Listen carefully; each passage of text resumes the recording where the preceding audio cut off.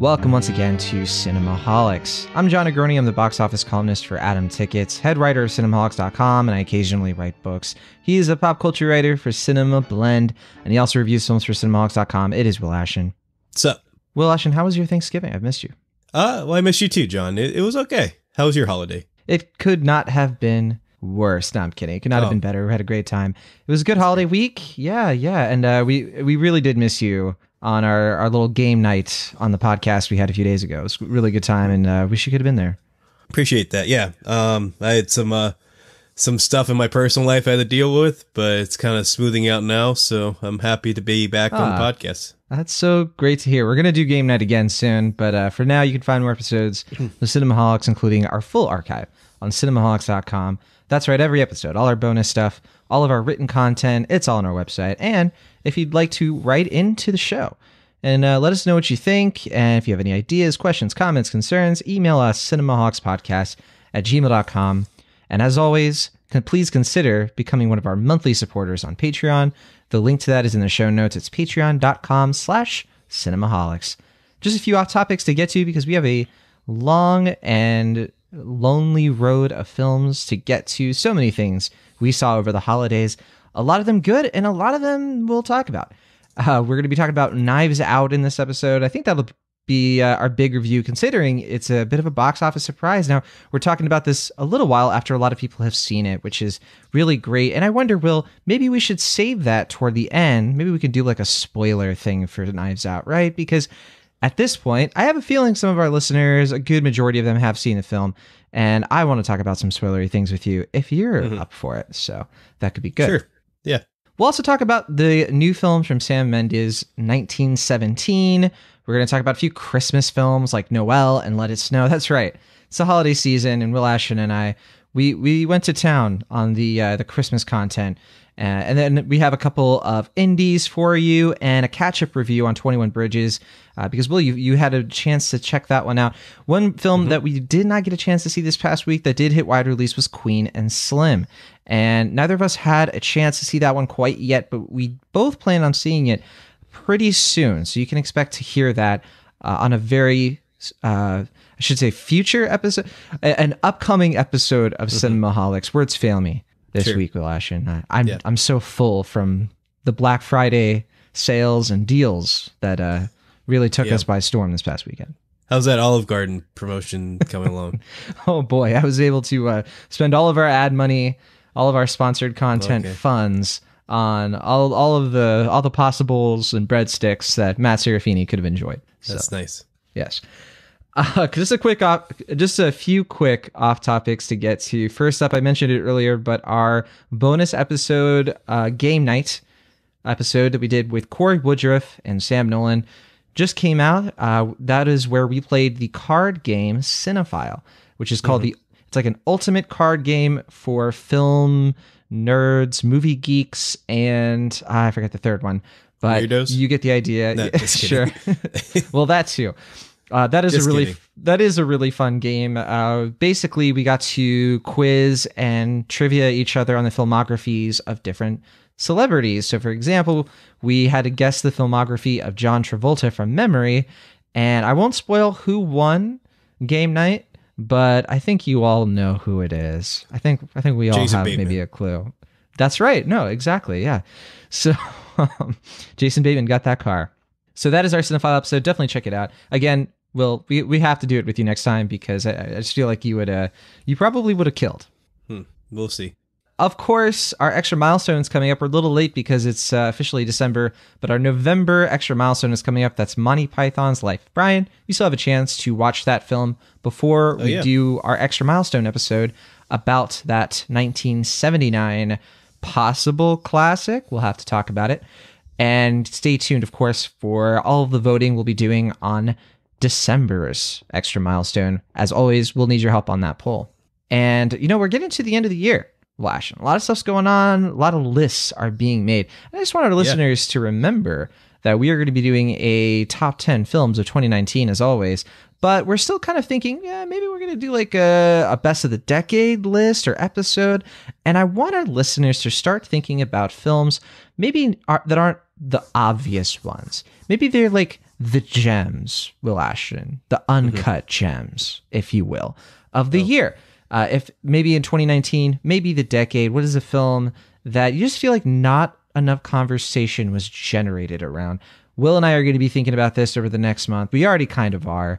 I know, Will, I've been really racking my brain of like, what is that film I saw this year that maybe I briefly mentioned it on the show, maybe you briefly mentioned it, that you just wish more people had had a chance to see. I know you just saw a few films at the Three Rivers Film Festival, and a couple of those were standouts, but hopefully our listeners will have some ideas. Yeah, that'd be great. Okay, we do have a question of the week. However, we were pretty bad about sifting through all the comments, so we're not prepared for the question of the week because we're kind of slapdashing this. So we're saving that for next week. It's still, what are some 2019 movies you want to catch up on over the holidays? And so that applies to all of December. We're doing our We're doing our winter movie preview episode next week, where we're going to be previewing all the latest films that are going to be coming out in December, January, and February. And in that time, definitely keep an ear out for what we will be talking about over the next few months. But then in addition to that, what are some of those 2019 movies you still want to catch up on? Well, there are a few that I have on my list. I still haven't seen, for example, Where'd You Go, Bernadette? Mm-hmm. And I want to see Our Time Machine, although I think that's still in the festival circuit because you had brought it up. And as soon as I get a chance, I want to see that. Yeah, I hope you do. I'm not 100% sure when that's supposed to come out, but I really hope you get a chance to check it out. All right. Okay, speaking of things we're catching up on, like I said, it was the holidays. We had a lot of movies come our way, but also some TV shows. Let's have a little TV break from all the film talk. TV break. All right. Yep. I'm buckling the belt, laying on the couch. Well, Will, okay. Yeah, put the clicker away. I just want to ask you a question. Did you see any new shows over the holidays? Did any come up for you? Nah, I haven't. Was it all movies all the time?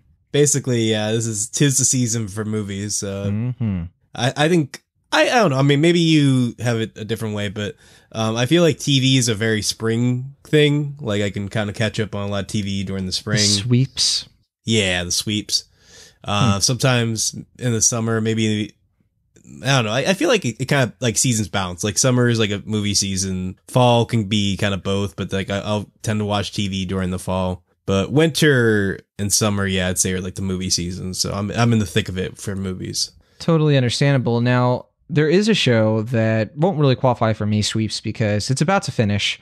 Not about to, but in the next month it'll be done. And that's The Mandalorian on Disney+. And well, I'm just curious because I've been watching this show. It's been all over the internet. It's been memed like crazy. So I was curious, what do you think of, as an outsider to the show? You haven't seen a single episode.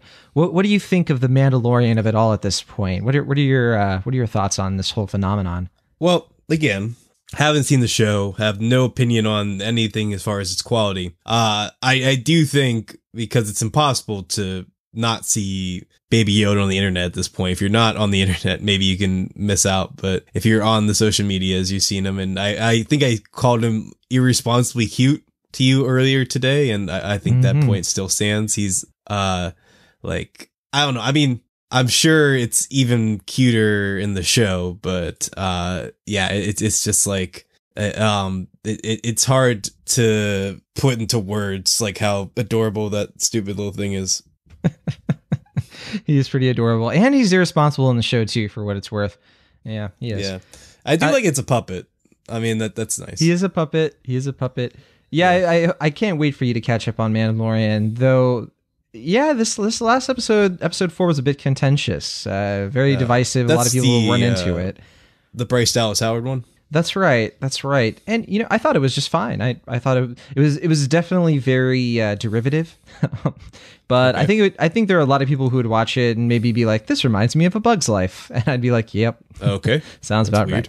Right. I know. It'll make more sense when you're older, to steal a line from Olaf. Is it like Seven Samurais as well? Oh, yes. Okay. It's so Seven Samurai. Like, I could practically see Akira Kurosawa just sort of like glancing at the side of a cloud in the distance, wondering like, what has become. Dang, that baby is too adorable.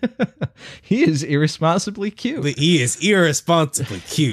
But in Japanese. So yeah, of course. It's still a show with a really great production budget and really intriguing characters and all of that stuff. But Yeah, I think at this point, it's the Yoda show. People are showing up for Baby Yoda, to be clear, not Yoda as like a young person, just we don't know the name of that species. Right. And so we just sort of have to shorthand it.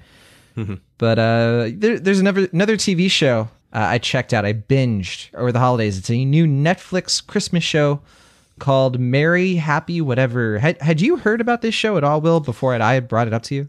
Yes. I sometimes watch the trailers that Netflix put out for like things that are going to be on their streaming service. And I mostly check it out just for like what movies are going to be on there and different things like that. But I remember briefly they were like Merry Happy Whatever, and I saw Dennis Quaid there. I'm like, is this like a movie that Dennis Quaid did? And then I saw it was like a kind of like it looked like a like multi-camera setup. So I'm like, this has to be a show. It's like Dennis Quaid is doing a show on Netflix, I guess. A sitcom, no less. And is that what it is? Like a Christmas sitcom with Dennis Quaid on Netflix? I would say it's a holiday sitcom because it covers Christmas and New Year's. Now, I do want to talk about this briefly because it is intriguing. It is an intriguing setup. It is multi-camera, right? It is multi-camera. Right? It is a comedy sitcom. The first season is 8 episodes, and it is kind of unique. I think the unique format of the sitcom-ness of it is actually very original. You were going to say? No, I was going to say, is it like a family one, or is it like The Ranch where it's like basically an R-rated sitcom? Oh no, it's not R-rated. It's basically wholesome. There's not a lot of cusses or anything like that. It is pretty wholesome, and it's actually something that they're talking about doing as an anthology series. So it could, even though it's taking place around Christmas and New Year, it could actually go to other holidays. And the setup is that it is about this family where Dennis Quaid is the patriarch. And he's in charge of this family, and he's a bit overbearing. He's a police officer. I know what you're thinking. A police officer in a sitcom? Come on. Haven't seen enough of that. I should also say the show itself was created by Tucker Crawley, who he wrote episodes for Everybody Loves Raymond. That's why. Oh. Okay. And Men of a Certain Age, Parks and Rec, Up All Night. He's a sitcom veteran for sure. Well, can we talk about Everybody Loves Raymond for a bit? Just right now? Sure, why not? What do you want to talk about? Well, I just want to talk about like I feel like that show gets denigrated to like, you know, like there's a lot of like mediocre sitcoms out there, and I feel like unjustly Everybody Loves Raymond gets kind of thrown in that category, but it's like Everybody Loves Raymond was a good show. I mean, I'll vouch for it. There's like no B plots on it. It's just like a good solid family sitcom with good characters. I thought it was writing. funny. Yeah, I like it. Yeah. I mean, it's, you know, I never was like into the show. I can't say I've seen a ton of episodes or anything, but it was my introduction to Ray Romano. Yeah. And who doesn't love Ray Romano? That's right. Yeah, he's great. Anyway, we go back to what my parents loved that show. I'll put it that way. But yeah, like I was saying, this show, it has kind of a format like How I Met Your Mother, where it's not the traditional, you know, 1 episode a week sort of format. It's actually a little bit more like every episode is a day taking place where our main protagonist is this guy. Oh, it's like those calendars. What do you call those? What? With the candy in them, where like an advent calendar? Advent calendar. There you go. Is it like the advent calendar? Like every episode's a new treat? Sure. If you want to use that analogy, a little random. Sure. So the main character is an outsider to this family. His name is Matt, and he's played by Brent Morin. And he's the boyfriend of the youngest daughter of this family, she's the daughter of the Dennis Quaid character. And he's a musician in LA, and his girlfriend Emmy is this like really proactive, kind of like career-minded person. And she brings him home for the holidays, right? So he's introduced to the family. And I'll say, like, when I started this show, like right away. and I should say this takes place in Bucks County, Pennsylvania. So a little close to home for you, Will. Not really, but sure. Well, maybe in the grand scheme of the United States, perhaps. Maybe. And this is a global show. But how far is Bucks County away from you, actually? I'm looking it up now. Keep talking. Okay. I do not know where this is exactly, but I have a feeling it's more closer to Philadelphia, which is the other side of the state for you. Yeah, that's what I think. Regardless, so Matt gets introduced to this family, and I was really close to turning this show off at that point because I was like, this is not very funny. This is a really dated sort of trope. But as soon as they introduced the idea that like every episode is going to be like a day during their 10 days while they're staying with the family, And that kind of intrigued me. And then it gets introduced that the other in-laws in this family, the ones who were married to the other the sisters and the brother in this family, at that point you see Matt kind of get almost like initiated into this group of in-laws. They call themselves the Quinn-laws because this is the Quinn family. And at that point I was like, oh, this is kind of interesting. It's an interesting setup of like, oh, in-laws hanging out with each other, and like they go to the bar to sort of get away from like this like kind of creepy family and how close they are, and to vent about how overbearing the Dennis Quaid character is. The jokes aren't that great, and after the first episode I stopped it and I was like, yeah, that wasn't very good. But for some reason, Will, I turned it back on and I watched the entire show in one sitting. And it is one of those sitcoms that is like a long running story. It's not very episodic. Like there actually are some things that happened that were kind of interesting and that kind of kept driving the plot forward. There's a lot in this show that I can't say is recommendable. It's not something that I think my parents would love because there's some stuff in there where it is traditional in a sense. Like it has sort of that Last Man Standing vibe where some of the characters are more traditional, right? But then also it has these plots that are a little bit more progressive. So it feels like kind of like a hodgepodge. I'm not sure how some families would react to it. The first episode, or the first two episodes and a couple of the other ones, were directed by Pamela Fryman, who I'm a big fan of. She was also a director and producer for How I Met Your Mother. And for most of the episodes of How I Met Your Mother, she has a very prolific, had a prolific career with that show, which really explains why, like you really feel the How I Met Your Mother DNA in this new one. And that's why I was so interested myself. But I think the writing is all over the place. I think that whenever Tucker Cawley is like writing the show, it feels very forced to me, and it feels like almost sort of haphazard in its approach, where I never quite know like, where is this really going? What is this trying to say? But then other times there's some other writers here like David Holden, who directs the second episode, and that's the one that kept me going. Which he also was one of the he also wrote for War at Home, which is the Michael Rappaport one. Yeah, that was a sitcom that I really liked that I thought didn't get its due when it was out. That was okay. Yeah, I thought it was like a nice little gem of a show. I thought it was a little weird in that, like, I remember it was like trying to be very mean spirited, but like also be like, it's a network show, so it has to be about family. Yeah. I was like kind of going for like that Malcolm in the Middle vibe, but like not quite getting it exactly. Yeah, I think that's actually pretty fair. Yeah. Yeah. For this show, I'd say that it's not as good as either of those, and the nice thing about it is it does get better as it goes along. And it's a nice enough show to watch with friends and family, I think, who are a little bit more open-minded, who might be willing to watch kind of a goofy show with some stuff on its mind. It's probably about the same line as like How I Met Your Mother in terms of where it lands on its ideas, and it's very safe. It's very vanilla and cookie cutter, and I can't look at it as something meaningful or important. But as a mindless holiday binge, it's quite all right. But that's Merry Happy Whatever. Did you have any questions about Merry Happy Whatever? I'm curious. Oh, do I? Not that. I mean, the only one I was going to ask is, well, for one, I should tell people, it's not a question. I should let them know that I'm about 6 hours away from Bucks County, PA, so it's not very close to me, but it is in my state, so I guess. Well, that's about how far LA is from me, so. Okay. But my question is, do they say the title in the show? Like, is that a line of dialogue in the pilot? Nope. It is? It's not? It is not. It is not, no. I was expecting Dennis Quaid at one point being like, Mary, and like the audience like clapping, giggling a little bit, happy, and it's getting a little more rowdy, and whatever, and then they just lose it. Applause. Yeah.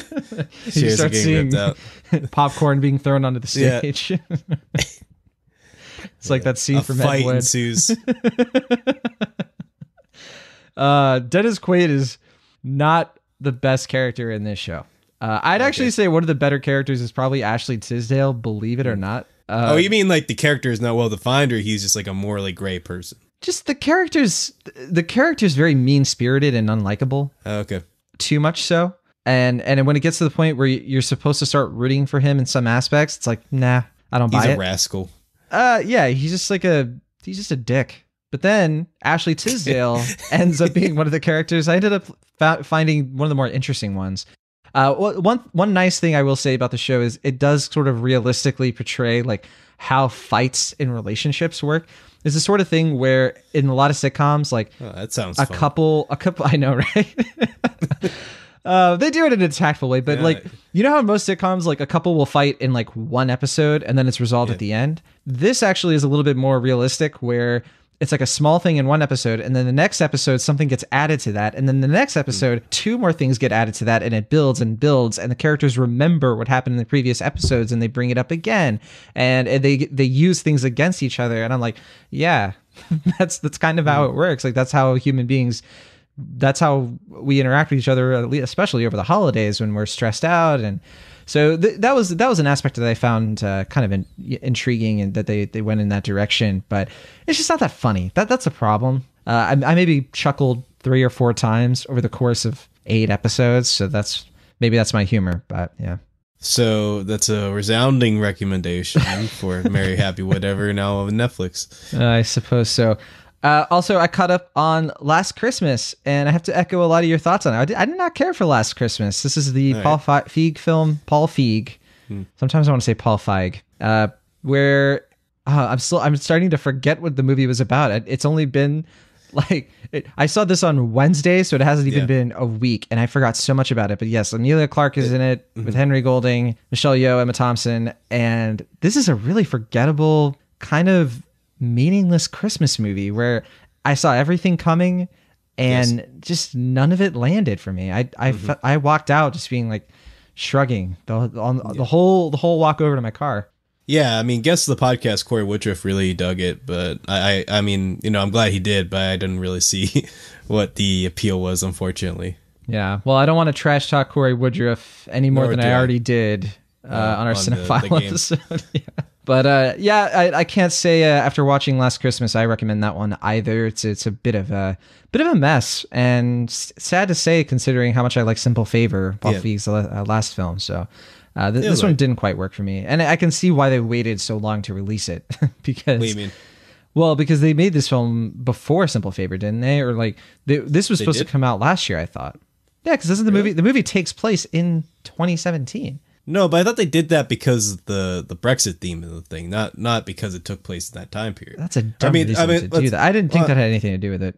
I mean, I'll look it up now, but I mean, I didn't hear anything about it being delayed. I thought it was made in like 2017, and then it was supposed to come out in 2018, and they decided not to. But I don't know. I don't want to speak recklessly. I mean, unless you have some info I haven't heard about. I mean, okay, so they filmed it November 26, 2018 through February 2019. Oh, okay. Well, I apologize then. I was under the impression they filmed this a long time ago. Maybe that's because the production value was so weak. Yeah. I was like, oh, clearly they made this in 2014, you know. But no. I mean, it just seems like a movie that's like made for Freeform. Like it's for their like 25 days of Christmas or whatever. Like it'll be on there. That's being mean to Freeform a little bit. I kind of really slightly. I don't want to get caught up in that. I mean, they have some good films on there, but like there's also some just like junky Christmas movies, and this will be in there. Let's get into our reviews of the week. Again, we're going to delay our featured review of Knives Out to the end of this episode so that we can get into more spoilers. For now, let's talk about 1917. Okay. This is the new World War I film, directed and produced by Sam Mendes. And he also wrote the screenplay with Christy Wilson Cairns. The film stars George McKay, Dean Charles Chapman, Mark Strong, Andrew Scott, Richard Madden, Claire Dubourg, Colin Firth, and Benedict Cumberbatch. That's actually a bit of a misleading thing because those aren't the main characters. And a lot of those characters have glorified cameos, honestly. The real stars of this movie are George McKay and Dean Charles Chapman. You'll recognize Dean Charles Chapman from Game of Thrones, of course. He was, of course, Tommen, and one of the other... He had 2 roles in Game of Thrones. One of them was Tommen. The other was one of the Lannister kids. So that was kind of weird, actually, that they did that. Regardless, Will, I know you haven't seen this one yet, but I know... Don't you have a screening coming up for it pretty soon?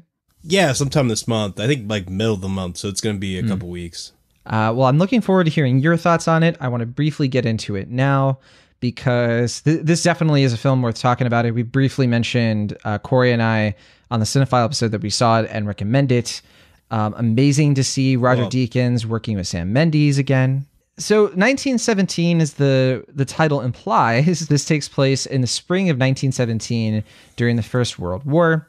We're following two young British soldiers who are very low ranking. I think they're both corporals, or actually Dean Charles Chapman is a lance corporal, and I believe George McKay is a lance corporal as well. And this is a film that follows them on a sort of day-long mission, sort of a suicide mission to deliver a message that will prevent an attack that could end in the result of a lot of people dying, basically, for the British side.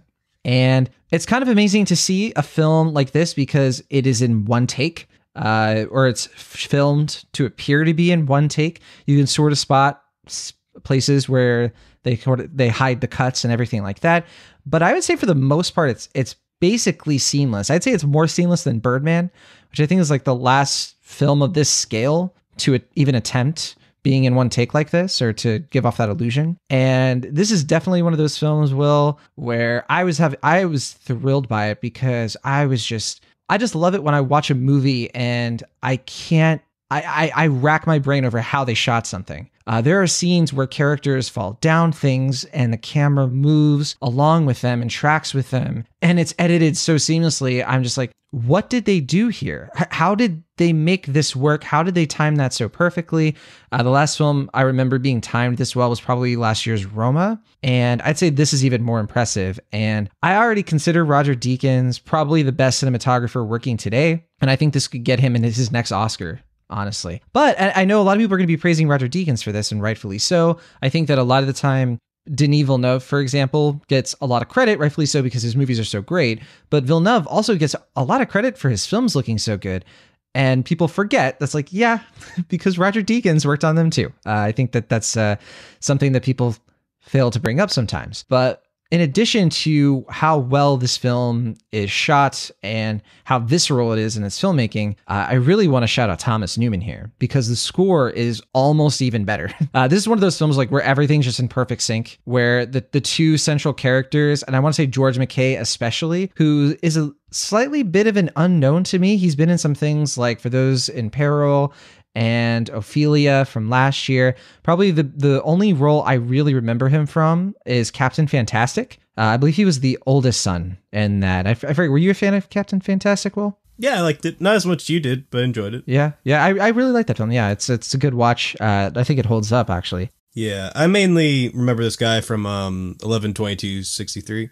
Oh, okay. Yeah, that's a miniseries. Yeah. Oh, interesting. Yeah, I haven't gotten into that yet. So George McKay, he really leads this film. Dean Charles Chapman is just devastating in this as well. Like, just I really see a lot of great things coming for him. I remember he was in The King as well. He kind of had a I don't want to say forgettable role, but it was really minor in that movie. And I forget because you didn't catch up on that one either, right? The Netflix one with Timothy Chalamet. Yeah, haven't had a chance. You might want to get to that one eventually, but yeah, probably not the highest. Probably my catch up that we were talking about earlier. That would be my catch up. Yeah. Easy one to get to since it is Netflix.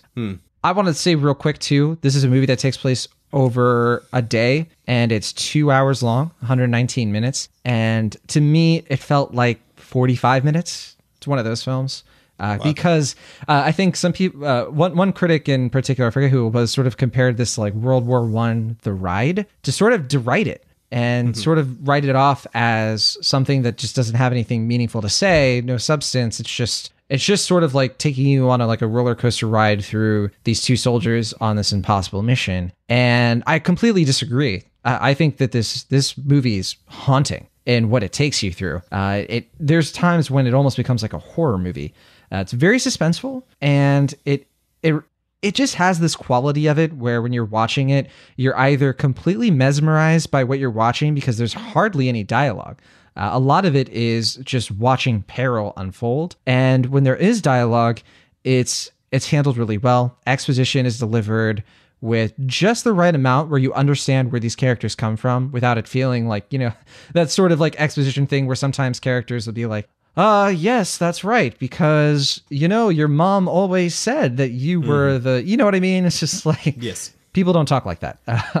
But no, that's definitely not the case in this one. I think McKay and Chapman deliver performances that are believable and authentic, and they both disappear completely in the roles, which is hard to do because it's hard for me not to see Tommen in this character and Dean, or this actor. And that was an issue I had when I saw him in The King and some of the other things he's been in since that show ended, and his role in the show ended. But yeah, here he is Lance Corporal Blake. He just is. And then George McKay is Schofield. And if I had to criticize anything in this film, it's that the cameos are more distracting than they are meaningful. I'd say that the Mark Strong and Richard Madden ones are definitely good cameos. They work. The Colin Firth one and the Benedict Cumberbatch ones, they don't work quite as well. They're a little bit more like, I see what you're trying to do here. And it just rang very false to me. Like, there was no need to put Benedict Cumberbatch in this role. It's very egregious. And then Andrew Scott is so fan servicey that I really dig it for some reason, because he does get to do something in this role that really fits a lot of the other roles that people love him for, specifically Hot Priest from Fleabag. He probably was my favorite cameo, even though he wasn't the most emotionally affecting one. You say cameos, but these are they actually cameos, or are they supporting roles that are very short? It's a balance between the two, I think. There isn't a word that perfectly captures it. I think supporting actor with a small role isn't quite it. Cameo also isn't quite it. It's something in between. Well, I just asked because, like, in the trailer, from what I've seen, they make the Colin Firth character seem like he's like actually a pretty pivotal part of the film. So it doesn't really seem like he's a cameo in it, but I haven't seen the film, so maybe. I call it cameo because they don't appear, none of these, well, I shouldn't give things away, but like none of these characters appear more than once. Sure. Right? Okay. So like that's the thing, and you can imagine that that's the case because like that's the setup of the movie, is that they're going from place to place to place to place. And the point of it is that you don't see recurring characters. And that's also an aspect of it that works. It's just that it is just sort of weird to see hyper recognizable actors all of a sudden, and they just leave. And it just feels a little bit like, why are you in this? And it's a problem for right now, and it won't be a problem in 20, 30 years, right? Because the next generation won't be as entrenched in who these people are. It's the same thing as like people who watch... Fun choice of words. Why do you say that? Oh. Entrenched. Yeah, right. But no, like it's sort of the same thing where like, if you watch some movies that that came out in the 1960s or the 1950s, and maybe some people were a little bit like, that's such a weird role for this actor, but then we watch them today and we're just like, oh yeah, I kind of recognize that person, but it's not as distracting. Like you can kind of understand, like big ensemble casts like Murder in the Orient Express from the 70s, or, the Ocean's 11 with Frank Sinatra. It's not quite as distracting because that pop culture has ended and we're in a different one, and you can sort of appreciate it for it being its own thing. I hope that's the case for 1917, because as it stands, it was a bit of a pitfall for an otherwise, I thought, near perfect film in what it's trying to accomplish here. So I'm a big fan. I don't want to get into specific details into like how the mission happens or what happens in it, because I think it's all best left to surprise in your own imagination. And the big suspense of this is like, what's going to happen next? And I don't want to give anything else away. So I just want to say, people should go see this one. It's made to be watched on the big screen. It's made to be experienced. And it is, as Martin Scorsese, I think, would say, it is cinema. And I'm so happy to see this because I have not been a fan of some of Sam Mendes' previous films, notably Spectre. I thought that was a film with all flash and no substance. And yeah, I think that this is a guy who he goes back and forth with his films a little bit, right? I think American Beauty is still probably his best film. That was his first one. And he's come close to like recapturing what sort of like permeated the mainstream. I think a lot of people would argue Skyfall was that film that sort of like became even more of like a mainstream accepted film compared to that. But what do you think, Will? Are you excited for 1917? Are you feeling like this might? Well, I don't even know your opinion on Sam Mendes, so I don't know if he's even a director you're feeling low on. I mean, I liked Sam Mendes. I think I've liked all of his films to date, not to the same degree, but I mean, like I like Road to Perdition. I like Jarhead a lot. Actually, I think Jarhead's pretty underrated. Great. Yeah, I think it's pretty underrated. I don't know why people would dismiss it. Yeah, same here. Yeah, probably because of that Kanye West song. Maybe, but that's mostly in the trailers. I don't remember that playing that big of a part in the film, but it's been a while. But anyway, I think after Revolutionary Road, like some of his movies seem to be more like aesthetically appealing than like narratively satisfying. And just based on the trailer for this, I was feeling like it might fall in that category. So I am happy to hear that the reviews are strong. I'd also put like Skyfall in that earlier category of like films that I feel like, I don't know, I have some issues with Skyfall. I like it fine, but I mean, I don't know. I don't think the divide between Spectre and Skyfall is that deep, truth be told. Really? Oh, wow. Yeah, I definitely disagree with that. I think Skyfall is vastly superior. It has great set pieces, but I think it kind of like wants to have its cake and eat it too.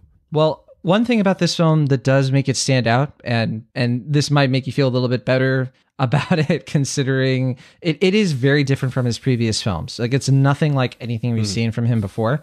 Maybe some of filmmaking techniques are sort of similar, and obviously the Deacon cinematography is going to be sort of similar, but in a good way. This is the first film that he has directed, produced, and written. He's never written a film before. So, and I think that it sort of says something that this film is so underwritten in that sense. Like, maybe you can sort of understand maybe why he co-wrote it, and why this is a film that he decided to like really make so simple and so primal in its storytelling. It really is just, it's elemental, but not elementary. I think is probably the nicest thing I can say about it. And I think that you can definitely tell that it's a film that could have dove in that probably will be the big criticism, is that it's all flash. It's all sort of like pomp. But I do think that there are enough scenes in here that get away from the gimmicks, and they get away from just sort of that visceral like storytelling I was talking about, and those set pieces that do kind of remind of how thrilling Skyfall is.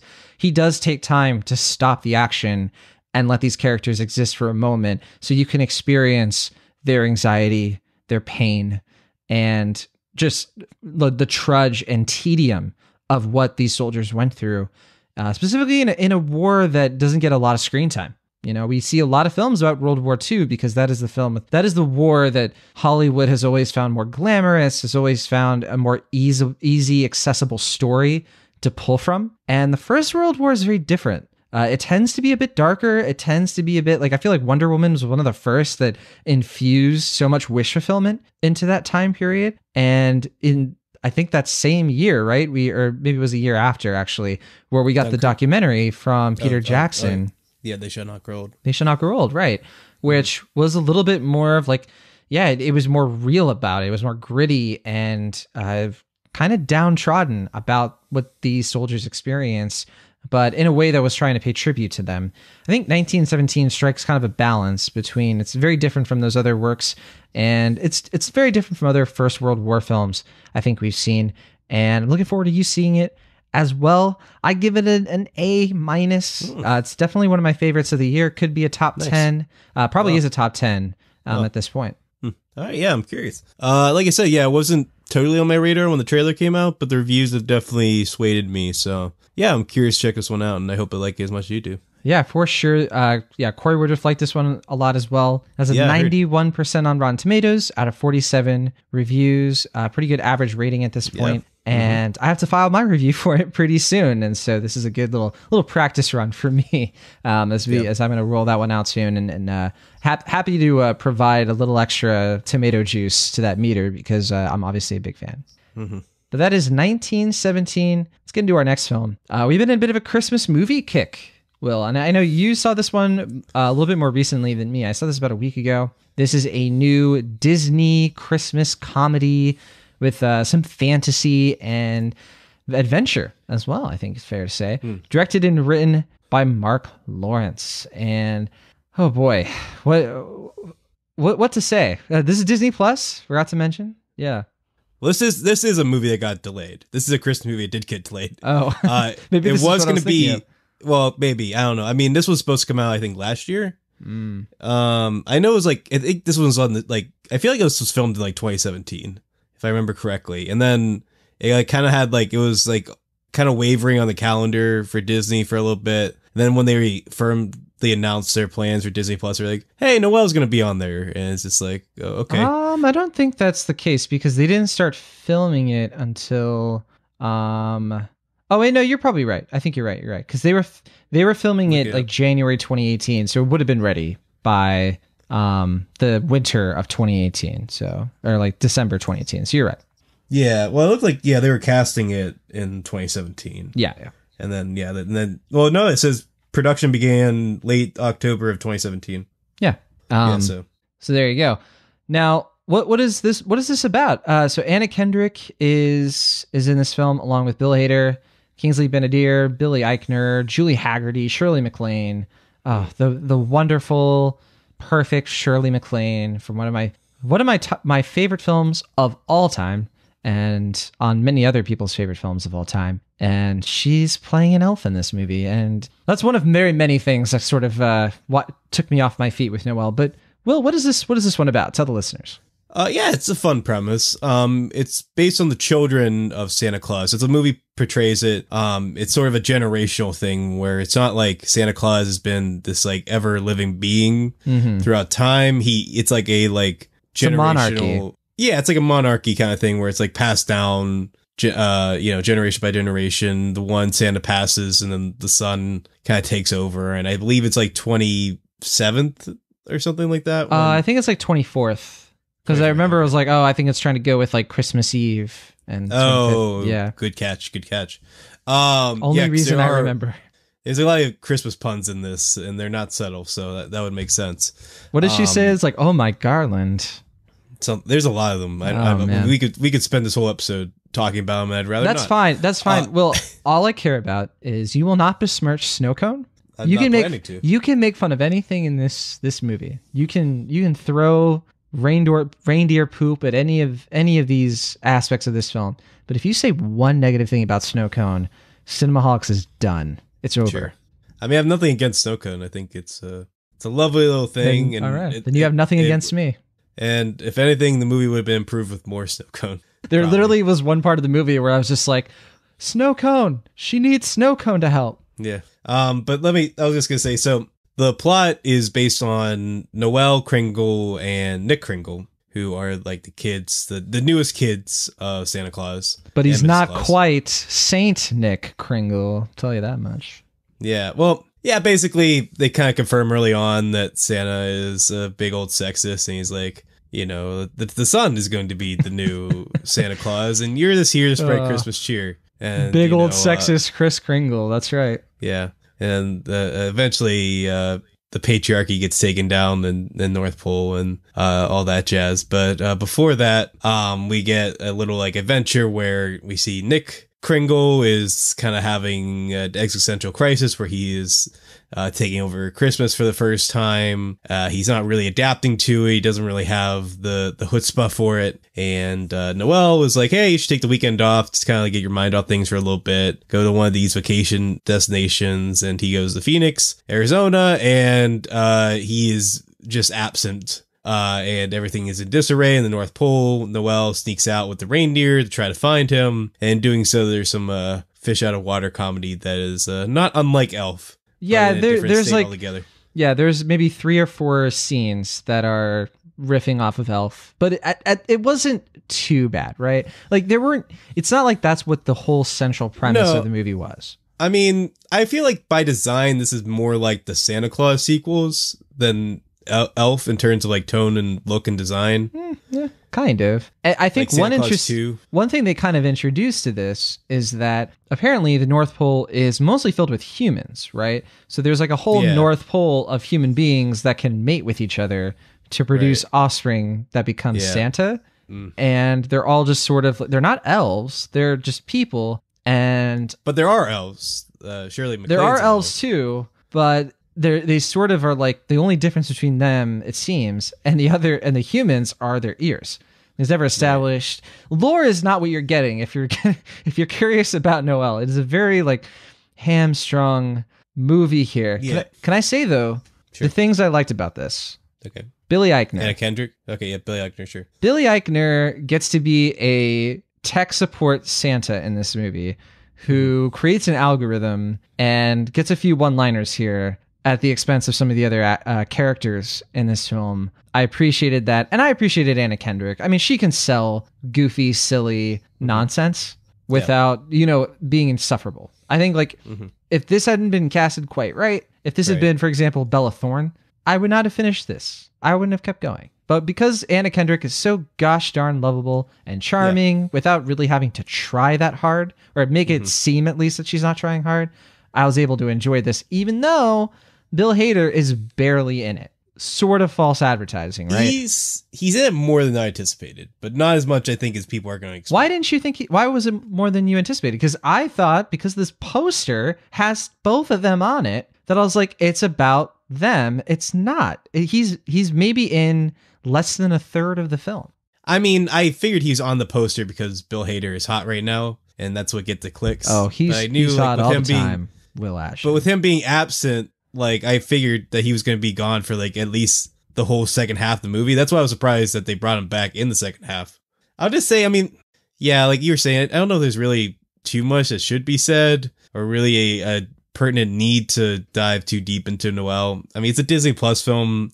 It was going to be in theaters, and you can kind of tell, except for the special effects, that there was some, like, money put into this. Pretty rough around the edges. To me, it felt probably like unfinished. To me, it felt like a Disney Channel original movie with, like, a slightly better budget, but it really is that sort of, like, content, maybe freeform, like you were sort of referring to earlier. Right. It's not funny, right? Yes. There's one joke that made me laugh. Oh, the rest are like, was it? You're very lucky. I don't think I laughed once. Actually, no, that's false. I did laugh, and it was a Billy Eichner line. Okay. Had to do with a gavel.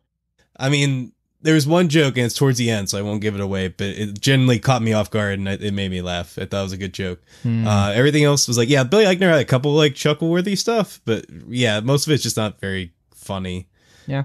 And it is one of those films that takes so long to get to the very obvious thing, where you're just like, why is this movie taking so long to introduce the most obvious resolution? Like, it's too obvious. Like, yes. It's just this movie is a bit of a weird tease, but as far as, like, comfortable bubblegum Christmas Hallmark movie content goes, I'd say it's better than a bunch of the other ones, right? Like, it's better than another one we'll talk about soon, that's for sure. That is a Netflix Christmas movie. But in terms of, like, really good Christmas movies that we've seen on streaming platforms, like, there's not a long list, I'll give you that. But Klaus, still one of my favorite movies of the year. It's just, no comparison. That is, if you have to look at Disney Plus or Netflix movies that are good for the family and are Christmassy, please watch Klaus. Skip this. This is like for playing in the background, like while you're cooking or baking Christmas cookies or something like that, or folding your Christmas sweater and ironing it or whatever you do with your sweaters. This is not a movie to, like, sit back and try to analyze. That's for sure. Yeah. Yeah, I mean, it's one of those things where I remember when it was announced it was on Disney Plus, that was kind of sad because it was like, oh, Disney is, like, throwing all their middle budget movies onto their streaming service. It seems like they just only want their bigger movies to play in theaters, unless it's like the documentary stuff that they sometimes put out on the cheap. But when they saw the movie itself, or at least even the marketing for it, it was pretty apparent, like, oh, like, this isn't anything I was going to go out of my way to see anyhow. So it's not like a big loss that it didn't have a theatrical release. And with that, I mean, like you're saying, it's one of those movies that if it's on and it's like, in the Christmas season and you don't have anywhere to be and you're just like with your family, it's like fine. It kind of just fills a void, I guess. But I agree with a lot of what you're saying. Like, I think Anna Kendrick makes it go down smoother than it might have otherwise. Just based on her, she has a lot of charisma. She's just a very appealing screen presence. And I agree with you that I think it doesn't feel insincere in a way that it might have felt forced with a lot of other performers in this role. So, but with everyone else, it just felt like they're kind of on autopilot for most of the movie. Yeah. Including Shirley MacLaine, who just feels like she just kind of like was like gone vacation. Just all right. She's just like, Adam Sandler can do this, so can I. Right. Yeah, and it's just very strange because I mean, like, she deserves it. Like, she doesn't need to prove anything to me or anyone else for that matter. But it was just kind of strange being like, well, you got her. And, I mean, I'm sure she's here for the money for the most part, but it's like you could give her a little more to do if she's willing. But I guess they're like, yeah, she does what she needs to do, and she's getting paid, and I'm not complaining. So it's kind of nice to see her on the small screen. Yeah. Once again, it's been a while. I was trying to think. Yeah, I was trying to think what she was in last I saw. I mean, it has to be something before Bernie, but that's the main thing I remember before this. Good question. I have to give that some thought. Bernie was like what, like late 2000s? So, was she in was it Secret Life of Walter Mitty? I think she was. Was she? I think that's the last thing I saw her in. Yeah, well, that was like 2016. No, that's actually 2013. No, it was 2013. You're right. Yeah. Yeah. So that was a while ago. Oh, you know what? She was in that Amanda Seyfried movie. I don't remember what year it came out, but it was only a couple of years ago. It was the one where she writes the obituary, and she has that line. She's like, she writes the bitch in obituary. You don't remember that? Is that the one with Ed Helms? No, I don't think so. Okay. I don't remember him being in that. But yeah, I forget what it was called. It was something. It was like a Sundance film that Bleecker Street thought was going to be bigger. Clearly, it wasn't. I'll have to look. I don't know later. If I saw. I don't know if I saw that one. But yeah. Again, always happy to see her. I'm not going to delay this anymore, I guess. I mean, the one thing I will say is that I do think if this had gone to theaters, it probably would have been rated G. I can't think of anything that's like pushing PG in this movie, and I kind of appreciate it for that. And that, like, we rarely, even like movies that are designated for families tend to have something that's kind of thrown in to give it like a little bit of edge to push it to PG. And I do like that this movie is just fairly wholesome by design and not really trying to push any boundaries or anything, just being entirely, sweethearted in its design and formula. But yeah, it's just very distinctless, and it's very apparent why they just threw this onto Disney Plus. It just kind of fills in the need for content on their service, but it's something I think anyone's going to feel compelled to like rewatch during the Christmas season. So for that, I'll give it a firm C for Christmas. I'm a C on it as well. I give it a C for Christmas cookie, because I look at it as kind of like a burnt Christmas cookie, where I'm like, yeah, it's decorative. It looks like a Christmas cookie, but you messed it up. It doesn't taste very good. Anna Kendrick, the milk makes it go down smoother. But I was gonna say the frosting kind of made it sweeter. There you go. Yeah, that's better. But yeah, I can't recommend it. Hopefully you can try it again. The right ingredients, that's for sure. Especially with Shirley MacLaine. I mean, the premise itself is pretty good. Yeah. Like, I think it's a good idea for a movie. I just think the execution is just very helpful. It's all execution, yeah.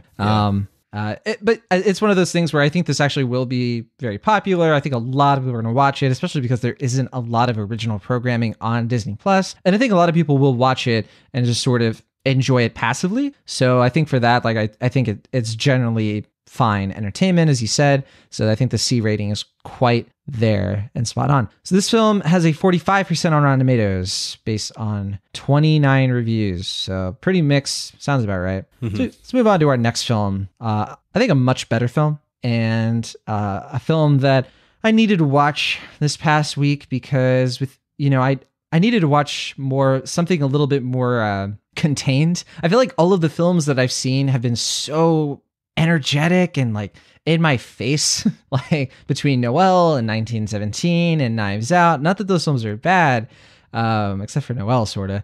I don't know. I just needed something that a little bit more introspective and a little bit slower and a little bit more challenging. And that is Mickey and the Bear. This is the newest film written and directed by Annabelle Attanasio. The first film, thank you. And she's pretty young, right? She's like 26 years old, as you mentioned, because you sort of talked about this film already. Mm-hmm. And I don't know if I think you wanted to talk a little bit more about it, of course, but I wanted to mention that Camilla Moroni, as you mentioned, but last week, is in this, and she's an Argentinian actress, or I think she's an Argentinian American, and she was in Never Going Back. It was like the first film I remember seeing her in from last year, and I think it was in the festival circuit the year before that, and I believe that's A24. Yeah, that one was A24. I mean, I'll say I don't know. Like, I've only seen her in this movie as far as I can recall. I mean, she might have been a supporting performance in a movie. I can't remember, but like she blends seamlessly into this role. Like it's a great turn by her. Yeah, it really is. It really is. I almost had trouble remembering like it was her. Definitely a flawless performance in that respect. There's also James Badge Dale in this, who I'm not quite as familiar by face. I know he's been in The Departed, and he was in Iron Man 3, and I think some people will recognize him from 24, which is not a show that I watched a lot of, but apparently had a role in that. Was he on that TNT show that Michael Bay produced, The Last Ship? I don't know. I never saw that one. I mean, I didn't either, but I mean, I remember seeing like the ads for it all over the place and stuff. I thought he was on that. He's been in a ton of like indie things. A lot of things that some people probably haven't watched yet. I do remember seeing him in Littlewoods actually, and oh gosh, he was in Only the Brave from 2017. Yeah, he was one of the characters in that I shouldn't say because I don't want to give anything away. so he's been in some stuff. Apparently, I was completely wrong about he was not in The Last Ship. I don't know who I was thinking of, but he was in Rubicon, which I know was a pretty popular show, and I think this year he was in a film that I've been seeing a lot on like early like best of the decade or best of the year so far list, which was The Standoff at Sparrow Creek, which is kind of like one of those indie films. I remember. Yeah, that was in the circuit last year. That's the feature debut of Henry Dunham's film. Okay, I just remember seeing it. It's been on a couple like in June when they make like those like best of the decade so far lists. It was on a lot of those. I haven't had a chance to see it. But yeah, James Badge Dale. He's like one of those actors who you probably don't recognize him immediately, but you've definitely seen something with him in. Yeah, it's like not to be mean. He just kind of has like a very like straight white man look, and so like he kind of.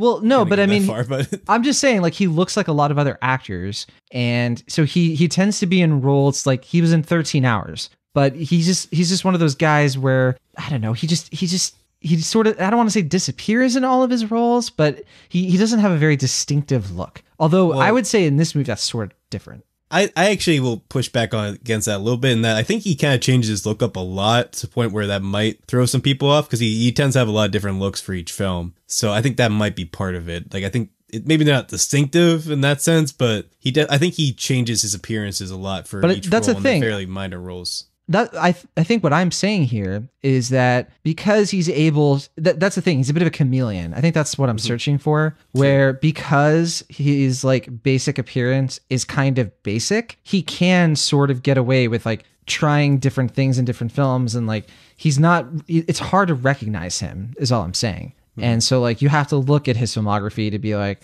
he was in that, like that kind of thing. Like I'm sure if we brought up his filmography, we'd be like baffled like by what we didn't know he was in. Well, I mean, I have the filmography up here right now. It's like like you said, like World War Z, Lone Ranger. I mean, he had a very prominent role in Only the Brave and Hold the Dark from the last couple years. So like he's been in a lot of stuff recently. Where I mean, I'm sure like I said, like people who listen to the show and have watched the movies that we've watched have seen him and stuff. It's just that you just don't really know him by name. And that's, I mean, it's a credit to him. Like that's like part of the business of being a good character actor. You just kind of blend into different roles in films, prominent or otherwise. I agree with that. So anyway. This movie premiered at South by Southwest this past March, and it takes place in Montana, which lends credence to like how beautiful it is. This film, like just the cinematography, the sense of location. It's kind of unique in its setting and what's trying to get across. But yeah, how would you characterize the plot of this film, Will? I mean, it's not super plot heavy, but how would you describe it? Yeah, I mean, I was gonna say it's more character driven than plot driven. The plot itself, though, is mostly that we have a high schooler, like you said, in Montana. She is recently turned 18. She is living with her single father, who is, I believe, an Afghanistan veteran. Is it Afghanistan or Iraq? I think it was Afghanistan, but could be wrong. I think I was actually say I think it might be Iraq, but I forget off the top of my head. It's been a little bit since I've seen the film, but yeah. So he has pretty serious PTSD and a alcohol and drug dependence, which results in a fairly turbulent and sometimes abusive relationship with his daughter. And that has resulted, I mean, it's been going on for years, but in the plot of the film, it's allowing Mickey, our main character, to recognize that she is at a pivotal point in her life where she can move on. She's an adult now, and she can either, look at college or, pursue her options outside of her hometown where she's lived in fairly impoverished means throughout her life. The movie itself is just kind of chronicling that journey for her. I was just going to bring up that it's sort of the inverse of Leave No Trace, where it's a very similar setup to that movie, where you have, a former, like a war veteran who's dealing with PTSD and how his daughter has to grapple with that. And whereas in that film, the film was slightly more on the side of both characters, where you could sort of understand why they're both still in sync with each other and they don't want to be separated. And that's a very beautiful and touching film about how ultimately the Thomasin McKenzie's character has to decide once and for all what she wants to do. And in that sense, that's more of a heartwarming story. Mickey and the Bear is much more brutal. It's a different version of that same premise, where that's not the same situation for everyone. These are actually kind of interesting companion pieces in a way, because this explores a different, darker side of these same issues that are just as valid, I think. And I had a hard time watching this. I think that it was very grueling to sit through at parts. And there were some moments where I just couldn't quite understand the intent, where the message felt a little muddled to me. And I think that's probably on purpose. Like, I think that this is a film that's sort of playing with ambiguity in a lot of ways. I think it has a purposefully ambiguous ending too. Mm-hmm. But where did you land on it? I know that you like this one, you recommend it, but you still have had some more time on it. Do you think this is a film that, do you think this is one of those like gem films of the year, like that we were kind of talking about earlier, that some more people should get their hands on this when they can? I wouldn't quite say gem, but I do think this is one of those movies that gets me pretty excited, only not because of the content and not necessarily because of the film itself, but just recognizing that this director, Annabelle Adenacio, or how do you pronounce her last name? I think you pronounce it Adenacio. Okay. Adenacio or Adenacio, something like that. Adenacio. I apologize to the Same director. If I am horribly butchering your name, it is not an uncommon thing, unfortunately, for me. I think watching this film, it's very apparent that she is a tremendously talented filmmaker, especially for this being her first film, maybe her first directing. I haven't checked to see if she's done some short films before this, but I do think that it's very apparent here that she is a director on the rise. She has a clear vision.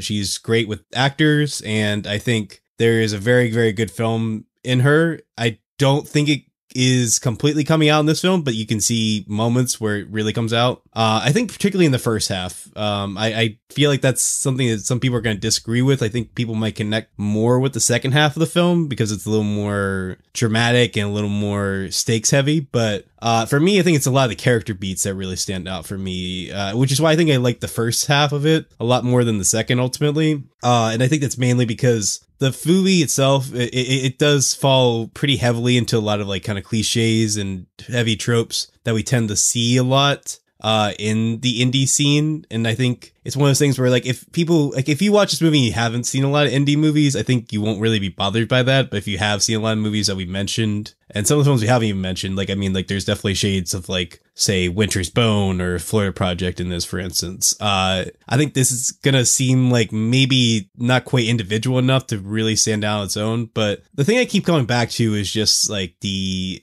attention to setting and characters and the vision of the film, and ultimately the performances. Like I said, our lead actress here, Camilla, how do you pronounce? Let's see, it's Camilla Moroni, I think. Yeah, Moroni. Okay, Camilla Moroni, and obviously, like we said, James Badge-Dale.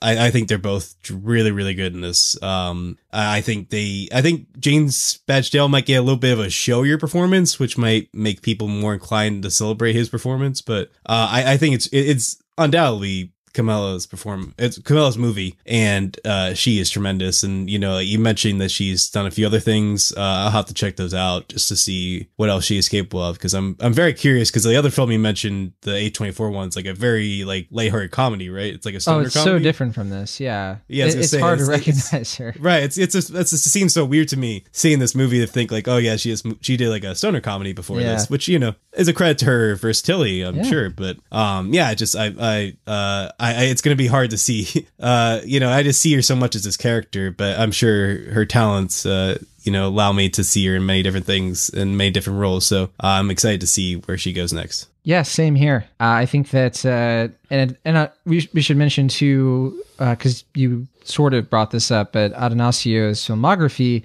this is her first writing and director credit.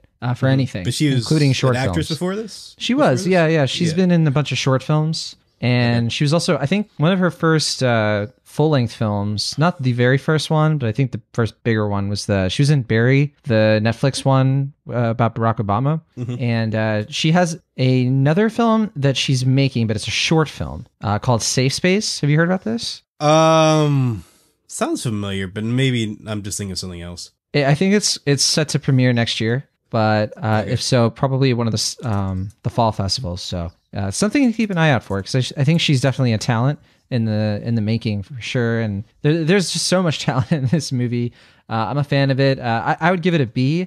I did kind of find myself held back from this film really hitting me hard, because I do think that it is just so it is so tropey.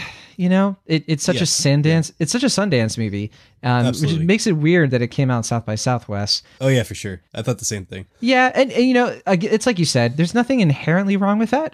It sort of holds it back from greatness, but that doesn't hold it back from being a genuinely good, entertaining film. Again, I think that's just going to be more of a thing for like people who watch a lot of films like us. Like I don't see that being a problem for people who or if they go in like seeing only a set number of films and they watch this, they're going to think it's like, oh, this is really good. And that's my guess, at least. Well, on the other hand, I'd say this is a film sort of tailor-made for people like us, people who do watch a lot of films, because it is a certain type of indie drama that the general public wouldn't be as immediately interested in, because they don't know who Camilla Morrone is. They don't know who, they're not as interested in like a Sundance aesthetic, right?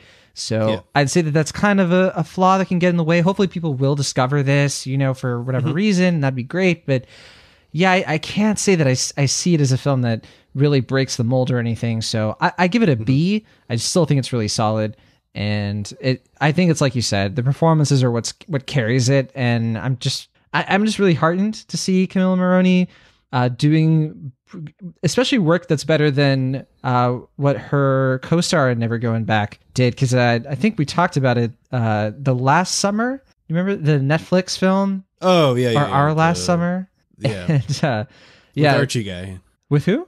Oh, yeah, Archie guy. I saw a scene from that movie, and it was like, John, you saw this movie twice?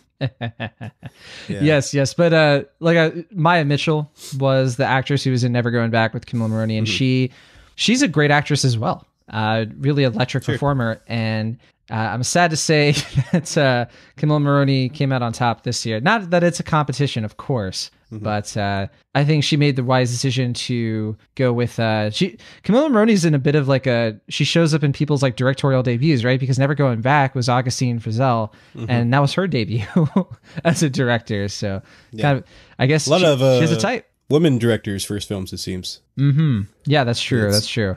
I would definitely say that people should definitely check out that one as well. But I think it's on Amazon, right? It's yeah. I think it is on Amazon. I think that's how I watched it. The Last Summer was not directed by a woman. It was directed by I forget his name, but some dude. I feel bad. I can't remember. Some guy. Yeah, some jack. No, I'm just kidding. It's probably a very wonderful person, but yeah. All right, that is Mickey and the Bear. I gave it a B, and then you graded it last week, right? What was your final grade? Yeah, I think I gave it a high B minus. I was between a B and a B minus. Just gonna give it a B minus just because you just want to be more negative than me. Yeah, sure. No, that's never how I grade my system. Right. Grade my movie. But no. I think I'm gonna give it a low a high B minus, because I still think it quite stands out enough on its own to really get a B for me. But I mean, like I said, the talent is very apparent here from the actors and the filmmaker. Very excited to see what all of them do next. And I just want to make one clarification on your part, John. Not really clarification, just kind of a point. Just like when you were talking about Annabelle and how you pronounce her last name again? Adonacio. Adonacio. You were kind of implying that she mostly just did short films as an actress. I just want to. She did a lot of them. Okay, but I mean, we should mention that she has a pretty prolific TV career. I mean, she's done nearly 50 episodes of the CBS show Bull. Oh, apparently, that's still going on, isn't it? I've never really gotten into her TV work. I know she was in the Nick as well, so I'm just not as familiar. Yeah, I was gonna bring that as well, but I love the Nick. I didn't realize it was her. But no, I was gonna just clarify. It just kind of made it seem like she just like did some acting here and there, whereas like she's on a prominent TV show on CBS, one of the biggest networks on TV. So I don't think it's something we should just like brush off necessarily. This is Cinemaholics. Well, I'm just kidding. I'm just not as aware. Yeah. In terms of I'm not film, either. I'm just saying she's, like she's definitely like somebody who's working a lot. Like, right. And in the film world, she hasn't been in a lot of feature films, but she's starting to get into that. So, if I was implying anything else, I don't think being in short films is less than prolific. Myself, I think that she's been in some terrific ones. People should check out Anchovies, for example. That was, I think, the first one that caught my attention with her. But okay, yeah, I'll have to check that out. But I always say that just because like there is a decent chance that people are familiar with her acting work, being that she is on a top 4 broadcast television network TV show, which I haven't seen, and I don't think I ever will probably watch Bull. No offense, but I just want to clarify that point just because. Okay. All right. Well, that is Mickey and the Bear. B minus from Will, a B from me. Be nice. Yeah, be nice. Be nice. All right. Let's talk about 21 Bridges. I haven't seen this one yet, but you did, Will, and I want to hear what you think. This is the new film from Brian Kirk, who he directed a few episodes of Game of Thrones, some people may know. And that's what he's from. Some other TV work, though. He worked on The Riches and Brotherhood, Tudors, a lot of TV stuff. And this is I don't know if this is his first film. I'd have to look into that. But this is starring Chadwick Boseman.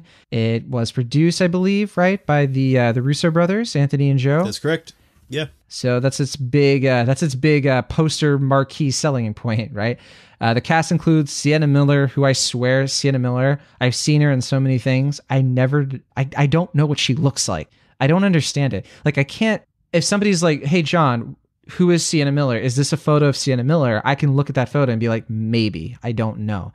But regardless, she's in this. That was a weird thing to bring up. J.K. Simmons as well, Keith David, Taylor Kitsch, Stefan James, a few others. What's 21 Bridges about, Will Ashton? Is this worth checking out? Yeah, 21 Bridges is not a film I was necessarily planning to check out. Just kind of happened that I ended up seeing it on Thanksgiving, and it was my first AMC A-list movie. So plugging that. We don't get promoted by them, but why Welcome not? Into the list. So the plot is fairly simple. It's centered around a New York cop played by Chadwick Boseman, who lost his father, who was also a cop early in his life.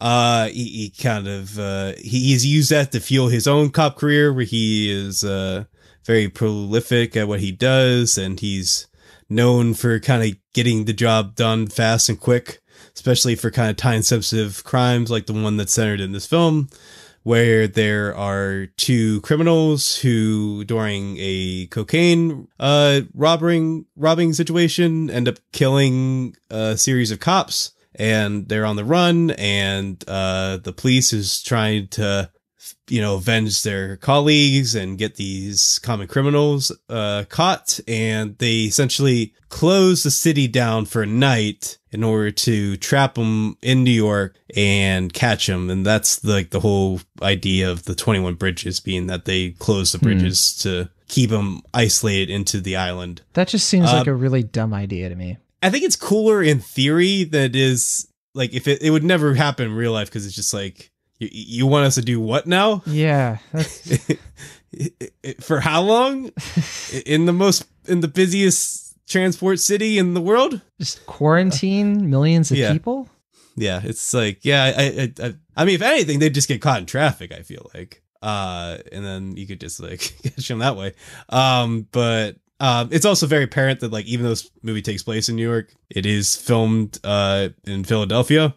I'm kind of disappointed and bummed that they didn't film the movie in Pittsburgh because we are the city of bridges and it just seemed like a big oversight, but yeah, I remember seeing so many bridges in A Beautiful Day in the Neighborhood and being like, wow, that is a city full of bridges. Mm-hmm. There are quite a few bridges in Perksby and Wallflower as well. So anyway, the movie itself, I keep alluding into different topics that don't really relate much to the movie or only to tangentially relate to the film because there's really not that much to the film itself. It's just kind of mediocre. It's basically one of those what you see is what you get kind of deals. I kind of admire it for being like a kind of throwback action suspense thriller type film where it's more just kind of about the nitty gritty, suspense, and the characters aren't super fleshed out, but they're riding more on the charisma of the actors than really, trying to like make a fully realized film. There's something fairly nostalgic about the idea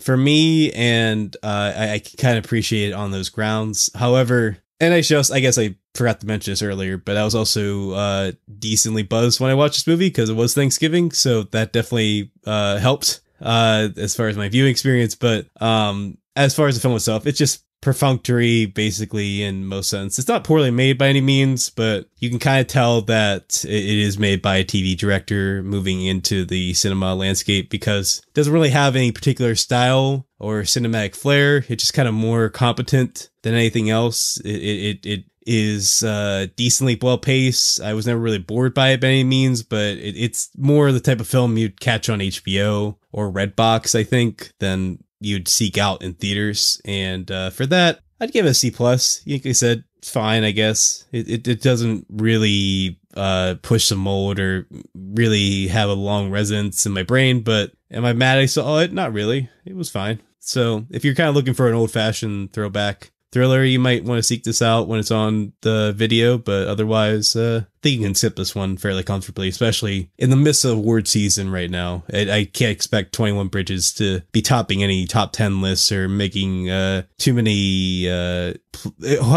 places in the Oscar nomination scene, but we'll see. Well, I guess you could say, even though there were 21 of them, it was a bridge to nowhere. What were you thinking about that? I was talking about? Or was that just off the fly? Like in the last 10 seconds. So sure. Yeah. Okay.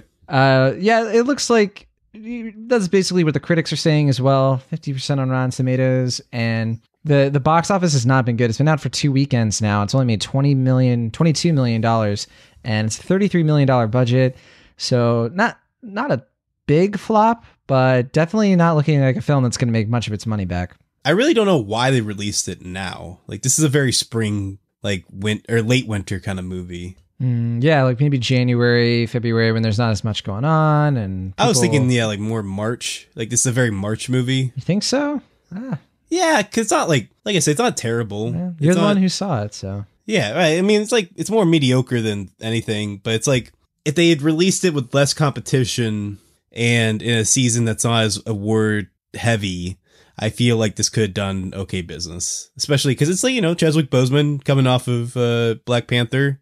We have, also J.K. Simmons, Taylor Kitsch, Sienna Miller. Not like, like an all-star cast necessarily, but like a decent cast. And, it's like a fairly nitty-gritty premise. It could make an okay amount of money in the spring, late winter season, I think. But I'm not making these decisions. I'm just watching the movies. That's right. And it sounds like it's not one that people need to rush out and see anytime soon. Let's get into our next one. I'm going to be really quick about this one, but I saw Let It Snow, the new Netflix film that, my goodness, really, really just put a coal in my stocking. I'll tell you that much. This is a new film directed by Luke Snellen, he's an English screenwriter, and he's also a director as well. I'm not as familiar with his work, but he's kind of supposed to be more well known for kind of being like a lighthearted guy, lighthearted movies and romance and things like that. This is a screenplay from Kay Cannon, and that was what had me more interested in this. She's best known for Pitch Perfect, the first one, and her first film was Blockers that she directed. And it's a little sad to see that she didn't direct this one, because I have a feeling she probably would have given it a little bit more something. Like I'm not even sure what it is, but this film is a bit of a train wreck, Will. I'm not sure what happened here, but this is based on a young adult novel, also called Let It Snow, that was written by Rian Johnson, John Green, and Lauren Miracle. And it's been out for a couple of weeks.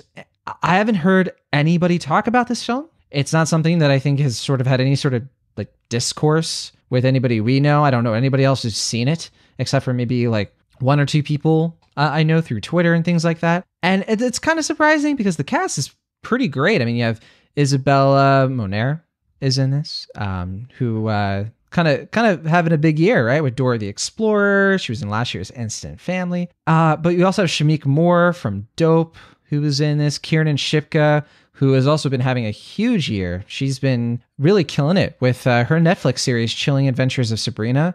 She's best known, of course, for Mad Men, her role in that show. But yeah, she's just, she and Netflix they're going out. And they're in a serious relationship, I think it's fair to say.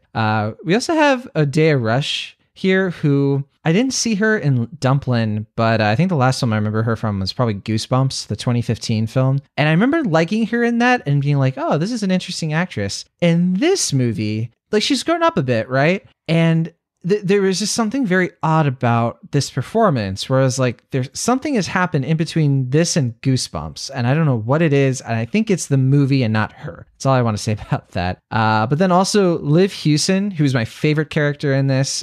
She's probably best known for she's I think she's one of the kids in Santa Clarita Diet. And she probably has the more interesting B stories in this. This is a movie with nothing but B stories. Jacob Batalon is also in this. He's of course Ned from the Spider-Man Tom Holland movies, right?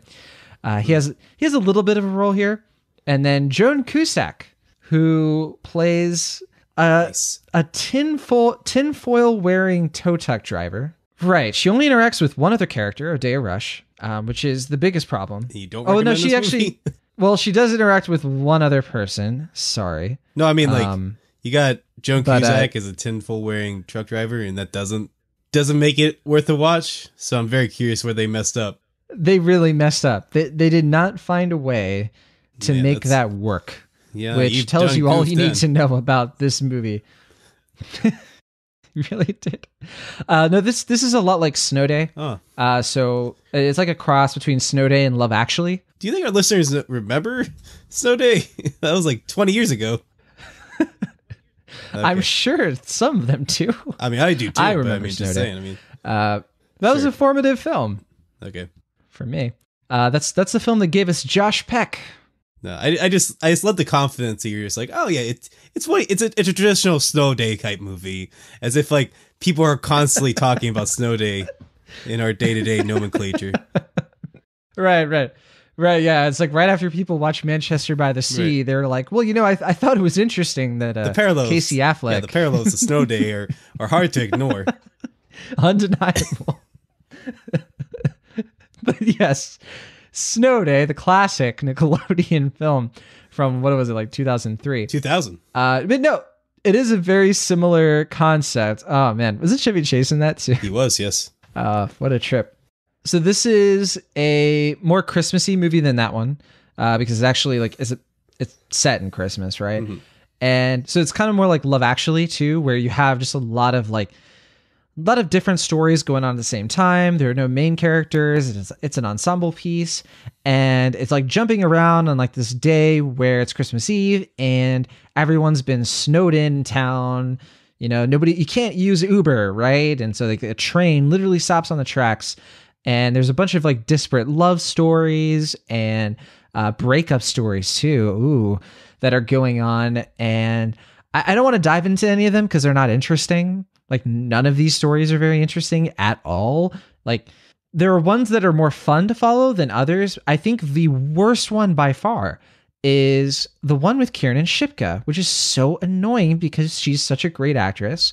She's in this I'm in love with my best friend, but she doesn't know it sort of thing. And the guy is played by Mitchell Hope, who I've never seen him in anything. I think this might be one of his first roles. And it's so vanilla. It's so insipid. It's just, he's in love with his best friend, and that's all there is to it. And you're like, when is this going to become interesting? Like the more interesting stories, like you have Liv Hewson's character, she's out, but the girl she has a crush on is not ready to be like out, and they have like a thing. You know, it has its moments. It's probably even more cookie cutter than some of the other stories. But then you also have Isabella Moner and Shamik Moore, who sort of have this like, you know, whirlwind romance. He's like a famous singer who he's supposed to be like on the level of like Usher, where like people can just like recognize him on the street. Like he's uber famous. Like he's not just like, I have a feeling there's some people who are singers who maybe pop singers or whatever, who you wouldn't quite recognize them in public unless like, I don't know, like you were like a big fan of them, but he, like everybody in this town knows who this guy is. So that part was a little hard to put like my finger on of like what kind of famous is he? But regardless, this is just a really just kind of boring, pointless little movie. I'd say Noelle is more fun. Noelle has more like, and I'm just talking about recent Christmas movies I've seen. It has more moments that you can kind of be like, yay, snow cone. But in Let It Snow, it really is just such a Xerox of better films. And even some films that aren't as good. I'm not sure why they would make a copy of that. So I don't recommend this at all. It's kind of just plain bad. I give it a C-, and I really worry about like the future of some of these actors who I like. And I'm not worried about Joan Cusack, but I am a little annoyed that this concept of her as a tinfoil tow truck driver has been squandered. It's going to be years before we're going to be ready for that to make its return as needed. So yes, sad to say that is the verdict. I think a lot of these actors are going to be fine coming out of this. I think Isabella Moner, Kiernan Shipka, Shamik Moore, these actors are already on like an ascent right now. Mm-hmm. I think Jacob Batalon kind of knows his niche at this point. Like, I don't think he's an actor who is like, he's game for anything, it seems like. And he basically knows what to do in whatever role he is. Like, he's not different in any of the movies I've seen him in. Like, he's just always kind of Ned. And that's fine, because I like Ned. But, you know, he's not really striving for anything else. And then there are some other actors I'm curious about. There's a YouTuber in this, like a pretty prominent YouTuber apparently, Anna K. Akana, who is the love interest of the Liv Hewson character. And I was really interested in her sort of like their little story. And I thought she was more interesting, but the movie just doesn't care enough about her. And it was kind of annoying. Like, we didn't get enough of her, I thought. But I think that she's clearly somebody also on the rise. Like, she has like a YouTube channel that is like really, really popular, like millions of subscribers. And I don't know about A Day of Rush. That one, she's a big question mark for me. I don't know if you saw Dumplin'. Yeah. Actually you did, didn't you? Yeah, I remember you talked about it. Mm-hmm. So that's Let It Snow. I say C-, bah humbug, all that. Don't give this one a shot. It's just gonna leave you a little cold, I think. But that's not to say it has any frostbite. Sure. So. All right. That's Let It Snow. We just have one more film before we finally get into Knives Out, and that's By the Grace of God, which is a French-Belgian film directed by Francois Ozon. You saw this. I don't know too much about this film, Will Ashton. You're kind of bringing up something that's not really on my radar as much. Yeah. Who's in this, and is this a film you recommend? Should we be checking this one out? Yeah, well, I mean, I'm going to preface real quick that, I mean, we've been having some fun here, saying some jokes and having some laughs, and we're going to have some more fun when we talk about Knives Out, but this is a pretty heavy, serious film, so I apologize if I kind of bring things down a bit for a few minutes, but yeah, this film is, like you said, French film, new film from Francois Ozon. He is probably best known from like a couple films from the early 2000s, 8 Women and Swimming Pool. I've only seen Swimming Pool of his films before this. But he's been more well known, like kind of more for like his like, I guess kind of like more darkly comedic films, I think, before this, if I'm getting the right idea. But this one is a bit of departure in that it's a very, very heavy, serious film about the cyclical abuse that's been going on or child abuse, I should specify, in the Catholic Church, the French Catholic Church. The film has been compared a lot to like Spotlight and how it's about like kind of unveiling the years of, or I guess even generations of abuse that's been going on in the Catholic Church, through three victims that are portrayed throughout the film as adults. The movie just kind of, it's real life events it's portrayed, but I don't know if the main characters themselves, I think they might be fictionalized. I'm not 100% sure about that. But this is a film actually we were playing at the theater where I work, where to give you a little bit of insight into what's going on in my personal life, I was initially out of a job earlier this week, and then we opened up the theater to play this film. And so I wasn't really expecting to see this film or to be employed this week. So it was kind of a surprise to see both. But the film itself, yeah, I mean, it definitely is taking, a very somber, heavy look at this subject matter, as well as it should. It's very uncomfortable to watch. It may be the toughest film to watch this year for me, which is certainly saying something considering a lot of the films we've watched this year. But I think that's for the better. I think the movie itself, it's very unflinching. It's not always quite assured in its style, but I think it definitely knows what it wants to say about this matter. And I think it's not going to be an easy film for a lot of people to watch, but I think its desire to expose these years of abuse into the Catholic Church is definitely noble, and I think it does it in a way that's very humane and sensitive. And my only real criticisms just kind of come from the way that it focuses on three of our main characters isn't really quite fluid. It kind of bounces quite rather swiftly between the three of them in a way that was a little jarring for me as I was watching it. And I kind of felt like they didn't really give like full resolution for any particular story, but at the same time, I get that's the intent, that like this is something that doesn't really have any like clear resolution, that it is something that they'll have to face for, their full lives, and it is a terrible, horrible thing. And it's definitely a hard to watch film, as I mentioned earlier, and I can definitely see it not quite finding an audience stateside just based on the subject matter. But if you do get a chance to check it out, I definitely think it's one worth seeing. So I'm going to give it a firm B. Nice. Yeah, there's only one other Francois Ozon film I've seen. I haven't seen Swimming Pool, but I really liked his film Young and Beautiful. Oh, yeah, it's the other, the other 2013. one that's pretty well known from him, yeah. Yeah, I remember because Charlotte Rampling was in it, and I think that's why it was on my radar. She's in a lot of his films. Yeah. And not this one, though. Yeah, I think it was nominated for a Palme d'Or, but didn't win, if I'm not mistaken. Yeah. So this one, the Grand Jury Prize, I think, at the Belgian Film Festival, if I'm not mistaken. Oh, interesting. Okay. If I caught that right, yeah.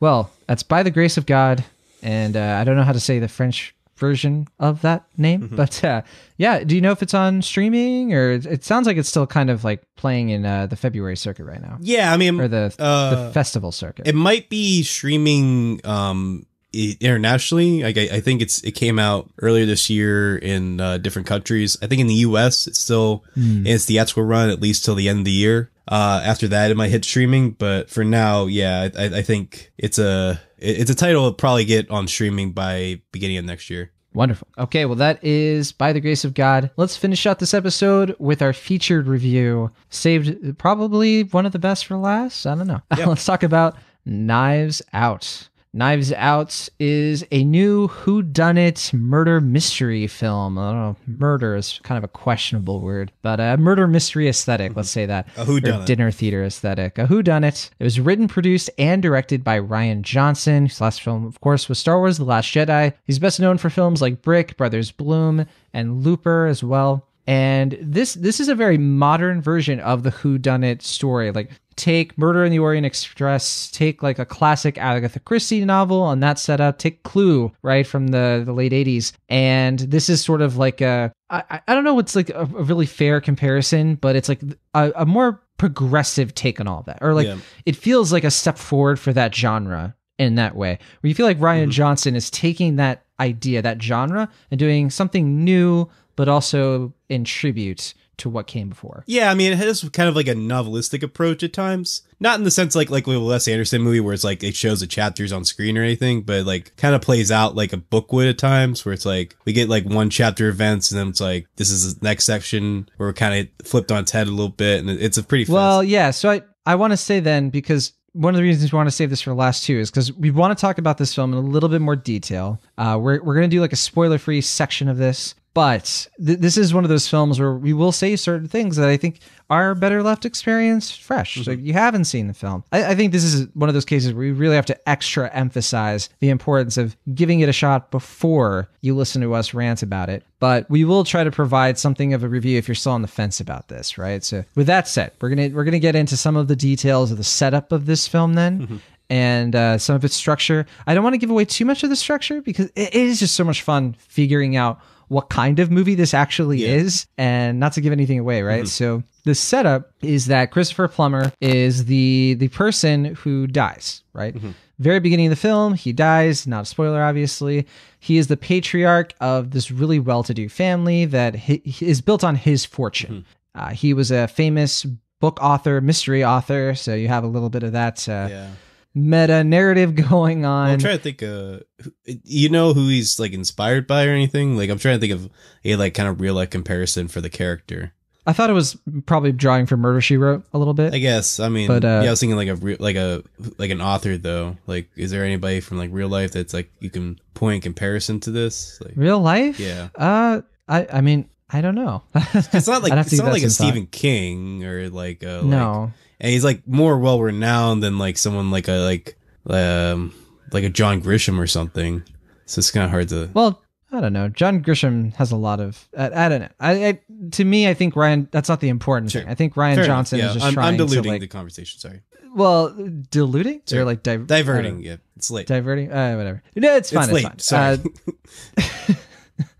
This is a huge cast. A lot of heavy hitters. This family is sort of left in the wake of a crisis with the Christopher Plummer's character. He has passed on, and it looks like it's a suicide, but there's still like an investigation going on because there's some mystery behind the circumstances behind his death. Some foul play.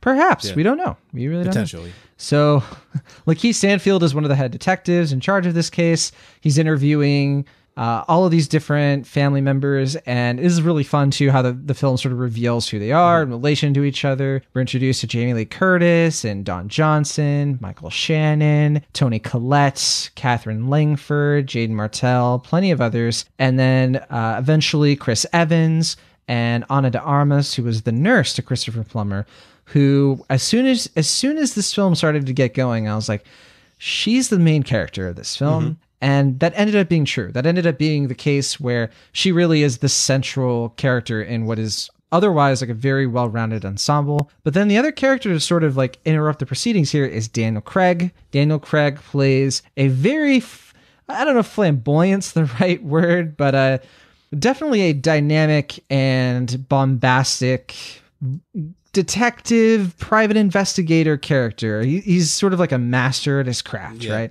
I was gonna say, I mean, definitely the Hercules. How you is it Hercules? Hercule Poirot. Yeah. He fills that role. He kind of is adding his own thing to it, where he has like a sort of like a Louisiana like aristocratic Southern accent. Oh yeah, I described it as Frank Underwood playing Lieutenant Columbo by way of Foghorn Leghorn. Yes, there it is. He is Detective Benoit Blanc, one of the best names of a character this year, and there are a lot of interesting names in this. Like Chris Evans literally plays a character named Ransom. It's a little over the top, but at the same time, I kind of excuse it because given that it's like an author of great renown in a mystery novel, I kind of like that he also extended his kids to have kind of weird random names like that as well. I thought that was fun. Like he like turned his life into like a clue board. Not all of them. Yeah, no. Well, the weird thing, he doesn't name that character because he's his grandson. Right. But just like the legacy, his legacy is. Well, his daughter's named Linda. Right. His son is named Walter. I don't remember any of the other names being that out of place. Right. Okay, fair enough. His name is Harlan. Sure. I don't know. Will. All right, fair enough. Yeah. I don't know if this holds water. All right, I will accept when I'm wrong. Sorry. Well, and we should also say Ransom is his middle name, right? And I'm just so curious. Maybe he did name his grandson. I don't know. Maybe Linda was a big fan of one of his books. Mm-hmm. But regardless, it seems like there's something more to his death, and in order to figure out what is going on and why he's even there in the first place, Daniel Craig's character, Detective Blanc, enlists the nurse of Christopher Plummer's character, Harlan Thrombey, Marta, played by Ana de Armas, to aid him in the investigation. And I think it's pretty clear that there are some secrets of her own that might inform her role and everything going on in this. This is a fantastic movie. I think this is one of those movies that you just love to see it. You love to see movies that are just firing on all cylinders. You know, it's not pretentious. It's not trying to be anything more than it is.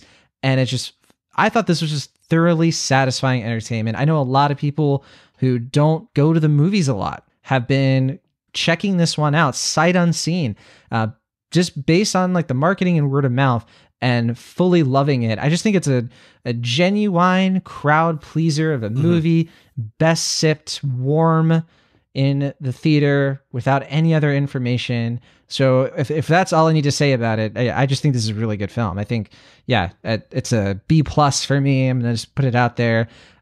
Just a really entertaining piece of work. What was your take on Knives Out? Yeah, I mean, I would say I agree with basically everything you said. Maybe the only thing I might push back on is that I think it's a little more political than you might be suggesting there. Like, I mean, like the themes of the film are not very subtle in that regard. Oh, it's very political, but I think people are still going to engage with it. Oh, for sure. Like, I don't think it's so political that it's going to put people off. I think that it's political enough that it'll make you think about certain things, that it'll probably make some people uncomfortable and other people more or less uncomfortable. But I don't think it's I don't think it should or needs to ruin.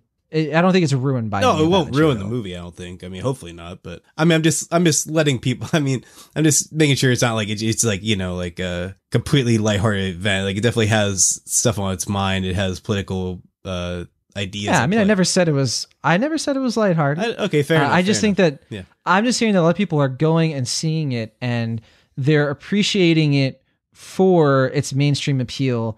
And that's great because you're right. It also has some thoughtful things to say. There are ideas here. And I just think that it has like a really great ending. Like, it's one of those movies where the end is actually really good. Yep. My flaw with this is that I saw too much of it coming. Like, I found a little bit too predictable, like certain aspects of the mystery. But there was enough in it that was revelatory and different and unique that I give it mostly a pass on all that. Yeah, I mean, I will say, like, I mean, for me, Rian Johnson's a filmmaker who I think with each consecutive film leading up to this, I mean, I think he's only gotten better. Like, I mean, I know some people really love Brick. I thought Brick was fine, maybe a little too cutesy for me, but I appreciate it as like a fun little genre exercise. Enjoyed Brothers Bloom.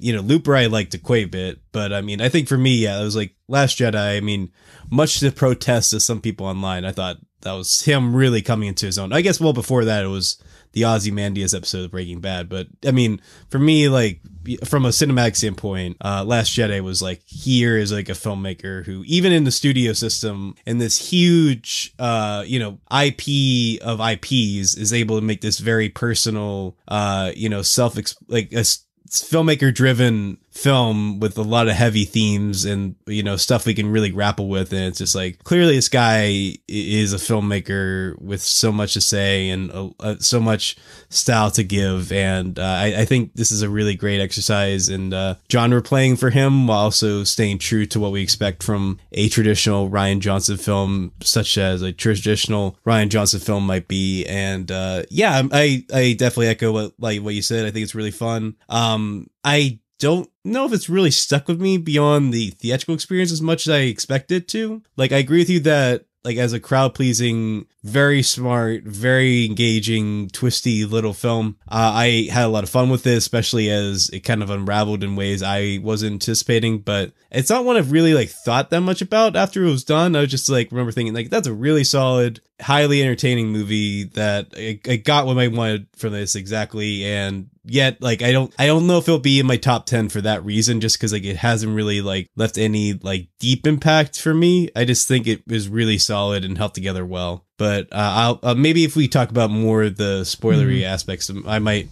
turn around and find myself appreciating it even more. But yeah, I think B+ is really on the mark for this. That's basically where I'm right now. I have to agree. I don't think I'm going to be able to find a place for this in my top 10. But it's sad because I do find so much of it really refreshing.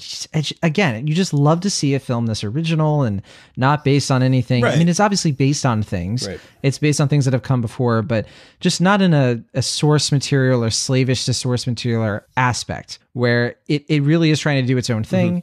And I think it just accomplishes its mission statement. I think its mission statement is to be pure entertainment, and that's what it is.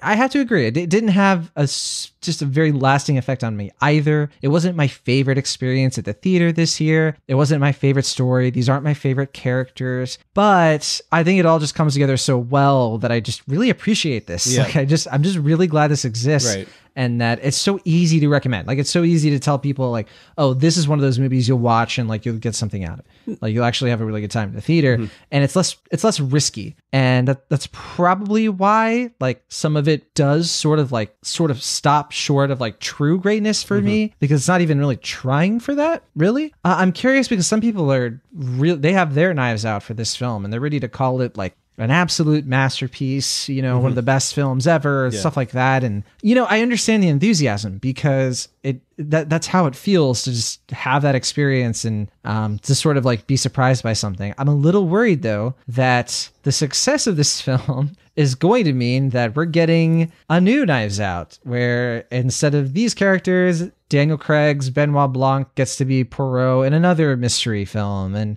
it's not going to be directed by Rian Johnson. That's probably for sure, and it's going to lose its appeal, right? Yes, Kenneth Branagh is going to get his second chance with a murder mystery. Well, he's making another one with like a sequel to Murder on the Orient Express. Yeah, right that's now, true. That's true. with Armie Hammer and stuff.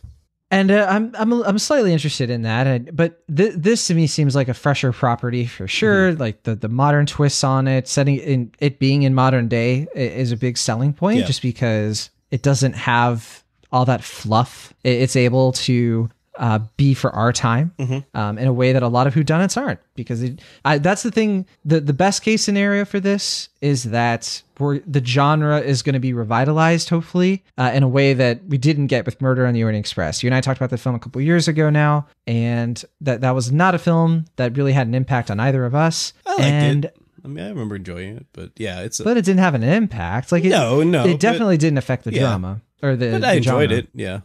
I didn't. I fell asleep. But Knives Out, I did not fall asleep. But I feel like Knives Out is the kind of film that is going to inspire a little bit. Sure. Like, I think it actually is going to inspire people to make their own mysteries now. And possibly even far into the future, I think people will cite Knives Out as like, oh, I was inspired to do this whodunit because I love Knives Out so much, right? Because it's one of the rare modern films that does it so well. I think they'll look at this, Clue, and a bunch of Agatha Christie works. So I'm a fan. I think this is I'm glad it's being successful. Like, it's that, you know, winter season surprise hit, and that's just wonderful to see. Oh, for sure. Yeah. I mean, especially because this is the type of film like we, you know, critics and us in particular, I think we really want to champion like films like why don't we get more movies like this, where it's like original, non-IP driven films that are smart, filmmaker driven and stuff like that. And we got one. Usually what happens in scenarios like this is that they like tank and they become called classics. And this time it's actually, you know, finding its audience and becoming a, you know, at least decent success. So it's very heartwarming all around. So I'm glad personally to see it succeed as well. Why do you think that is? Why do you think this is finding its audience a little bit easier? Do you think it's the timing? Do you think it's the cast? Do you think it's Rian Johnson? I think it was smart to put this one around Thanksgiving. It's like a kind of family-based movie, and it's PG-13, so it's like, you know, families can feel driven to want to see it, and kind of it's edgier than Frozen 2 for sure. Sure, but no, I mean, there's like an old-fashioned appeal to this, like you said, like you don't really get a lot of whodunits, especially like original ones that aren't, you know, based on some sort of book, but it doesn't feel like, you know, you're seeing like your dad's like book collection turned into a movie. It's like a fairly modern film from an up and coming filmmaker with a really, solid cast of people. And I mean, I wasn't crazy about the promotions and the trailers for this, but it does have a kind of spunky, high energy thing that I could see appealing to people. And I think just this combination of factors worked in its favor. So, it's nice to see. All right. Well, that is a B+ for me, B+ for you. And at this point, honestly, I don't have really any spoilers to get into, but okay. Which is surprising. I know, is that weird? I thought we would, but I feel like I've said everything that I want to say, but we're going to open it up for spoilers now, because I wonder if you do. So if you don't want to be spoiled on Knives Out, you don't, none of that stuff, we'll see you next week at this point. From here on out, we're going to get into spoilers for Knives Out. Will, what do you have to say about this film in a more spoilery fashion? Sure. I mean, I really didn't know that much about the film other than just like seeing the trailer, like the original trailer a lot in theaters, like it would always play before the movie. So, I mean, I personally wasn't anticipating it to be like the mystery aspect of it being eliminated like way before I think the first half of the movie is done. And it becomes more of a character piece where it's just like, we know who quote unquote killed this character. And it just like, we know why it happened or how it happened. It's just like kind of like there's a secondary mystery, or there's a few secondary mysteries that have to be resolved, but it is unique in how it's like, okay, the core of this movie, especially in the second act, isn't to find out who done it, but to root for the person to not get caught. Right. Yeah, exactly. And that's just such a brilliant, it worked really well on me. Yeah. It's like one of the few times where it's like for a good chunk of the movie, you're just like, I hope the detective doesn't solve the case. And it's just fascinating in that respect. And then, like by the end of the movie, or like by the third act, at least, you're just like, oh, no, then you're turned around and you're like, oh yeah, so you do want to figure it out once you figure out that like she is kind of caught in this situation that is like, not really trying to get her. Well, I guess it is trying to get her, but it's not to frame her, but necessarily, but I don't know what I'm saying. It's late, but yeah, it's just a very twisty, but not like in a way that feels like forced twisty. It more like it feels way more organic than these type of films normally do as far as the plotting, and it's just very fun and exhilarating to see. I agree. When I was watching this movie, I as soon as the toxicology report stuff came into it, I figured it out. And there were certain moments, but it was one of those things where you feel rewarded when you figure stuff out in this movie. Like there's a whole thing with like the dogs barking. And when that happened, like I just remember like the person I was with, we both were like, oh my gosh, that means that, you know what I mean? Like you feel smart for predicting what happens. I had the opposite experience with Last Christmas where I felt smarter than the film. Well, I think the thing about this movie that I appreciate is that I wasn't really trying to find out the twists. Such as it would be, because like once they eliminated the like whodunit aspect of it, I was just like, okay, I'm just very curious to see where it's gonna go next. Like, is it gonna like go in a way I anticipate it to? Is it gonna go a completely different direction? Like, I was just more entertained with this, like the aspect of like, you've thrown out what I expected this film to be, but you're still enthralling me. Actually, I'm more with the movie now that's different than what I anticipated, weirdly enough. So that's, I think, really credit to Rian Johnson, that like you can like basically, turn a movie completely on its heel, give people something they weren't expecting at all, but still keep them highly entertained and engaged throughout without making them feel like they were cheated out of their viewing experiences. I just think it's also a testament to how you can really watch this film again. And now that you know where it's going to go, you can just go through it again and like feel, you can sort of catch things that you might have missed before. And it's also rewarding on the second time around, I suspect. So that's another thing to sort of credit it with. Yeah. I'm curious about that. What were you going to say though? Oh, like if you'll still enjoy it like the second time? Well, I just don't know what it's going to be like. I'm just curious. Yeah. Yeah, I personally think that I'll have a great time, because like now that you have the full picture, you can go back and catch what you missed and all that. I think that this movie does work too in other aspects. Like I just think that it's a compelling family drama about this group of misfits, unlikable misfits for the most part, who are being like exiled by their patriarch for reasons that make sense. Like I love how usually in this scenario, like everyone usually does have a motive for murdering, but in this case they all suck. And you tend to like look at that and be like, oh well, that it's because the patriarch is a bad person, but in this case he's like one of the only good people in the story. And even though I thought it was a little bit forced of like how all that stuff goes down with like how the will gets transferred over and all of that, I do think it serves really well the plot, because when you watch this family turn on Marta, it is such a revealing and I thought affecting moment where you just really that's where a lot of the social commentary comes in for sure. Like, you know, because of course, like some of the characters who have like certain political considerations are going to instantly become very selfish, as we would expect, right? Yeah. But then to show how that also happens with people who tend to be more self-righteous about their views on things, and they tend, because they look at this woman as like, oh, she's part of the family and she's one of us, but no, not really. Like that there is a clear line there. This movie actually reminded me of Parasite in that way, and the way that family treats the other family, where it's like there's a line that they better not cross the line, and when they cross the line, this film kind of explores another side of that. Another interesting double feature, I bet, is to pair Knives Out with Parasite. I bet that would be fascinating. Definitely, yeah, I bet so. No, I agree with you. Yeah, that was actually something I was going to bring up as well in our spoiler section, is that I really appreciate that this movie didn't like, because a lot of these movies, like, you know, with the rich family, there was going to always be like one that's like decent. And I guess you can kind of say that's the case with Christopher Plummer. But like, I like, for the most part, of the living people, their main characters, like none of them are really good people. Like at best, like, Catherine Langford, I guess, is like the closest to good. But even she is. But she's not. But she's not. Yeah. Ultimately, she still has fairly selfish intentions, and she's kind of like putting on a face for the once push comes to shove. So yeah, I appreciate that aspect a lot, and yeah, I mean that's definitely, I think, where the kind of Parasite aspects or comparisons come in. Where like that movie, it's like you kind of expect one of them to be like smarter than they let on, like the dad or like maybe even the mom in that case. But it's just like no, they're all just like dumb and aloof. Yeah. But one last note for me is a lot of these performances were good. It's always great seeing Chris Evans kind of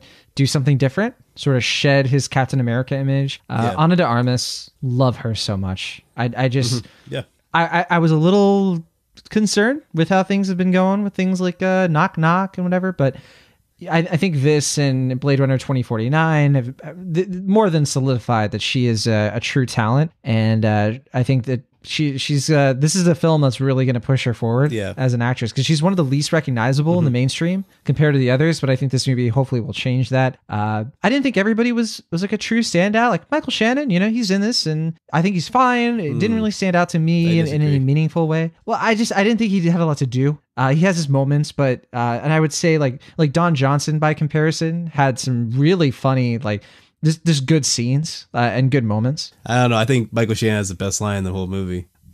I will not eat one iota. Okay, yeah, that is a good line. That is a good line. Yeah.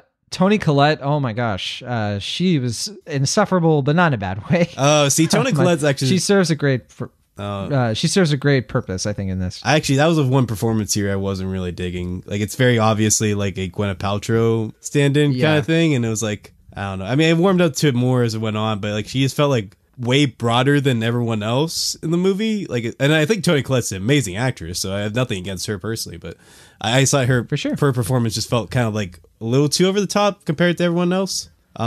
Sure. I was kind of disappointed that like we didn't get more of Jamie Lee Curtis. Like I was about to say that, it feels like we're missing some scenes with her. Yeah. And the relationship between her and her father.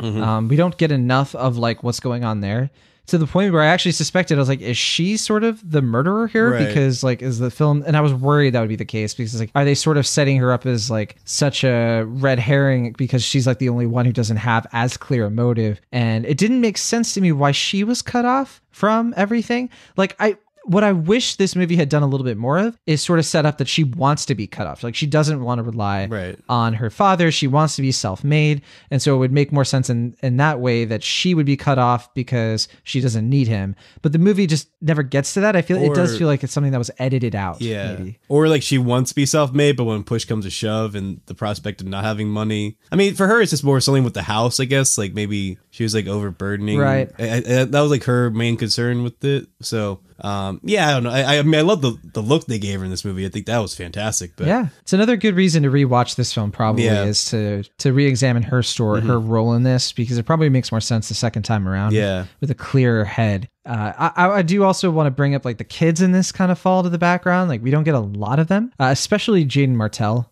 Who is one of the other grandsons, and he's like the alt-right troll, and he just never quite came into this movie as anything other than like a human prop. You know, doesn't have a lot of lines, doesn't really do much. Catherine Langford at least has like moments where her dialogue and her interaction with Marta drives the plot forward in a way. But there was nothing with Jaden Martell that I thought held much of interest to me. And then I was slightly disappointed by sort of a same thing with Lakeith Stanfield. He sort of plays a straight man in this. Yeah. He doesn't really get a moment. Like, I don't know. It felt like there was something missing with him as well, where it just felt a little underwritten to me, or undercooked for one of the best performers in the movie. So maybe minor criticisms. Maybe not underwritten per se, but just like maybe overcast. Like, maybe you just hired too talented an actor for a role that wasn't really super consequential in the scheme of things. But maybe that's like a red herring in itself. Like it seems like he's going to play a bigger role and he doesn't. So I don't know. I don't know either. But with that, I'm done talking about Knives Out. I like this film a lot, as you did. Any final thoughts on the movie before we finish this out? Yeah, that's about it. I mean, like, part of me kind of wants it to have more stuff with the family, just because they kind of get pushed aside a lot in the second half, outside of Chris Evans and to an extent Christopher Plummer. But I mean, I also kind of appreciate that, like, the things I like so much about the movie are the things I weren't anticipating. So I don't know. It's kind of like part of me wants it to be more what I expected, and also part of me recognizes that I think what makes it truly really good is that it pushes those expectations away. So ultimately, I'm pretty satisfied with what we got. All right, that is Knives Out. It is out in theaters right now. Okay, that'll do it for us this week on Cinemaholics. We'll catch you all next week for our fall movie preview. Can't wait. I think that's going to be a really great time. Don't forget to write in with the films that you want to catch up on over the holidays, including any that might be coming out in December 2019 that we might be covering. Very curious to see what is on everyone else's radar in the Cinemaholics community. To do so, just be sure to head on over to the comment section on this episode page on cinemaholics.com. And with that, we'll see you next week. From the Internet California, I am John, your grown. And from the Internet Pennsylvania, I'm Wash. See you next time.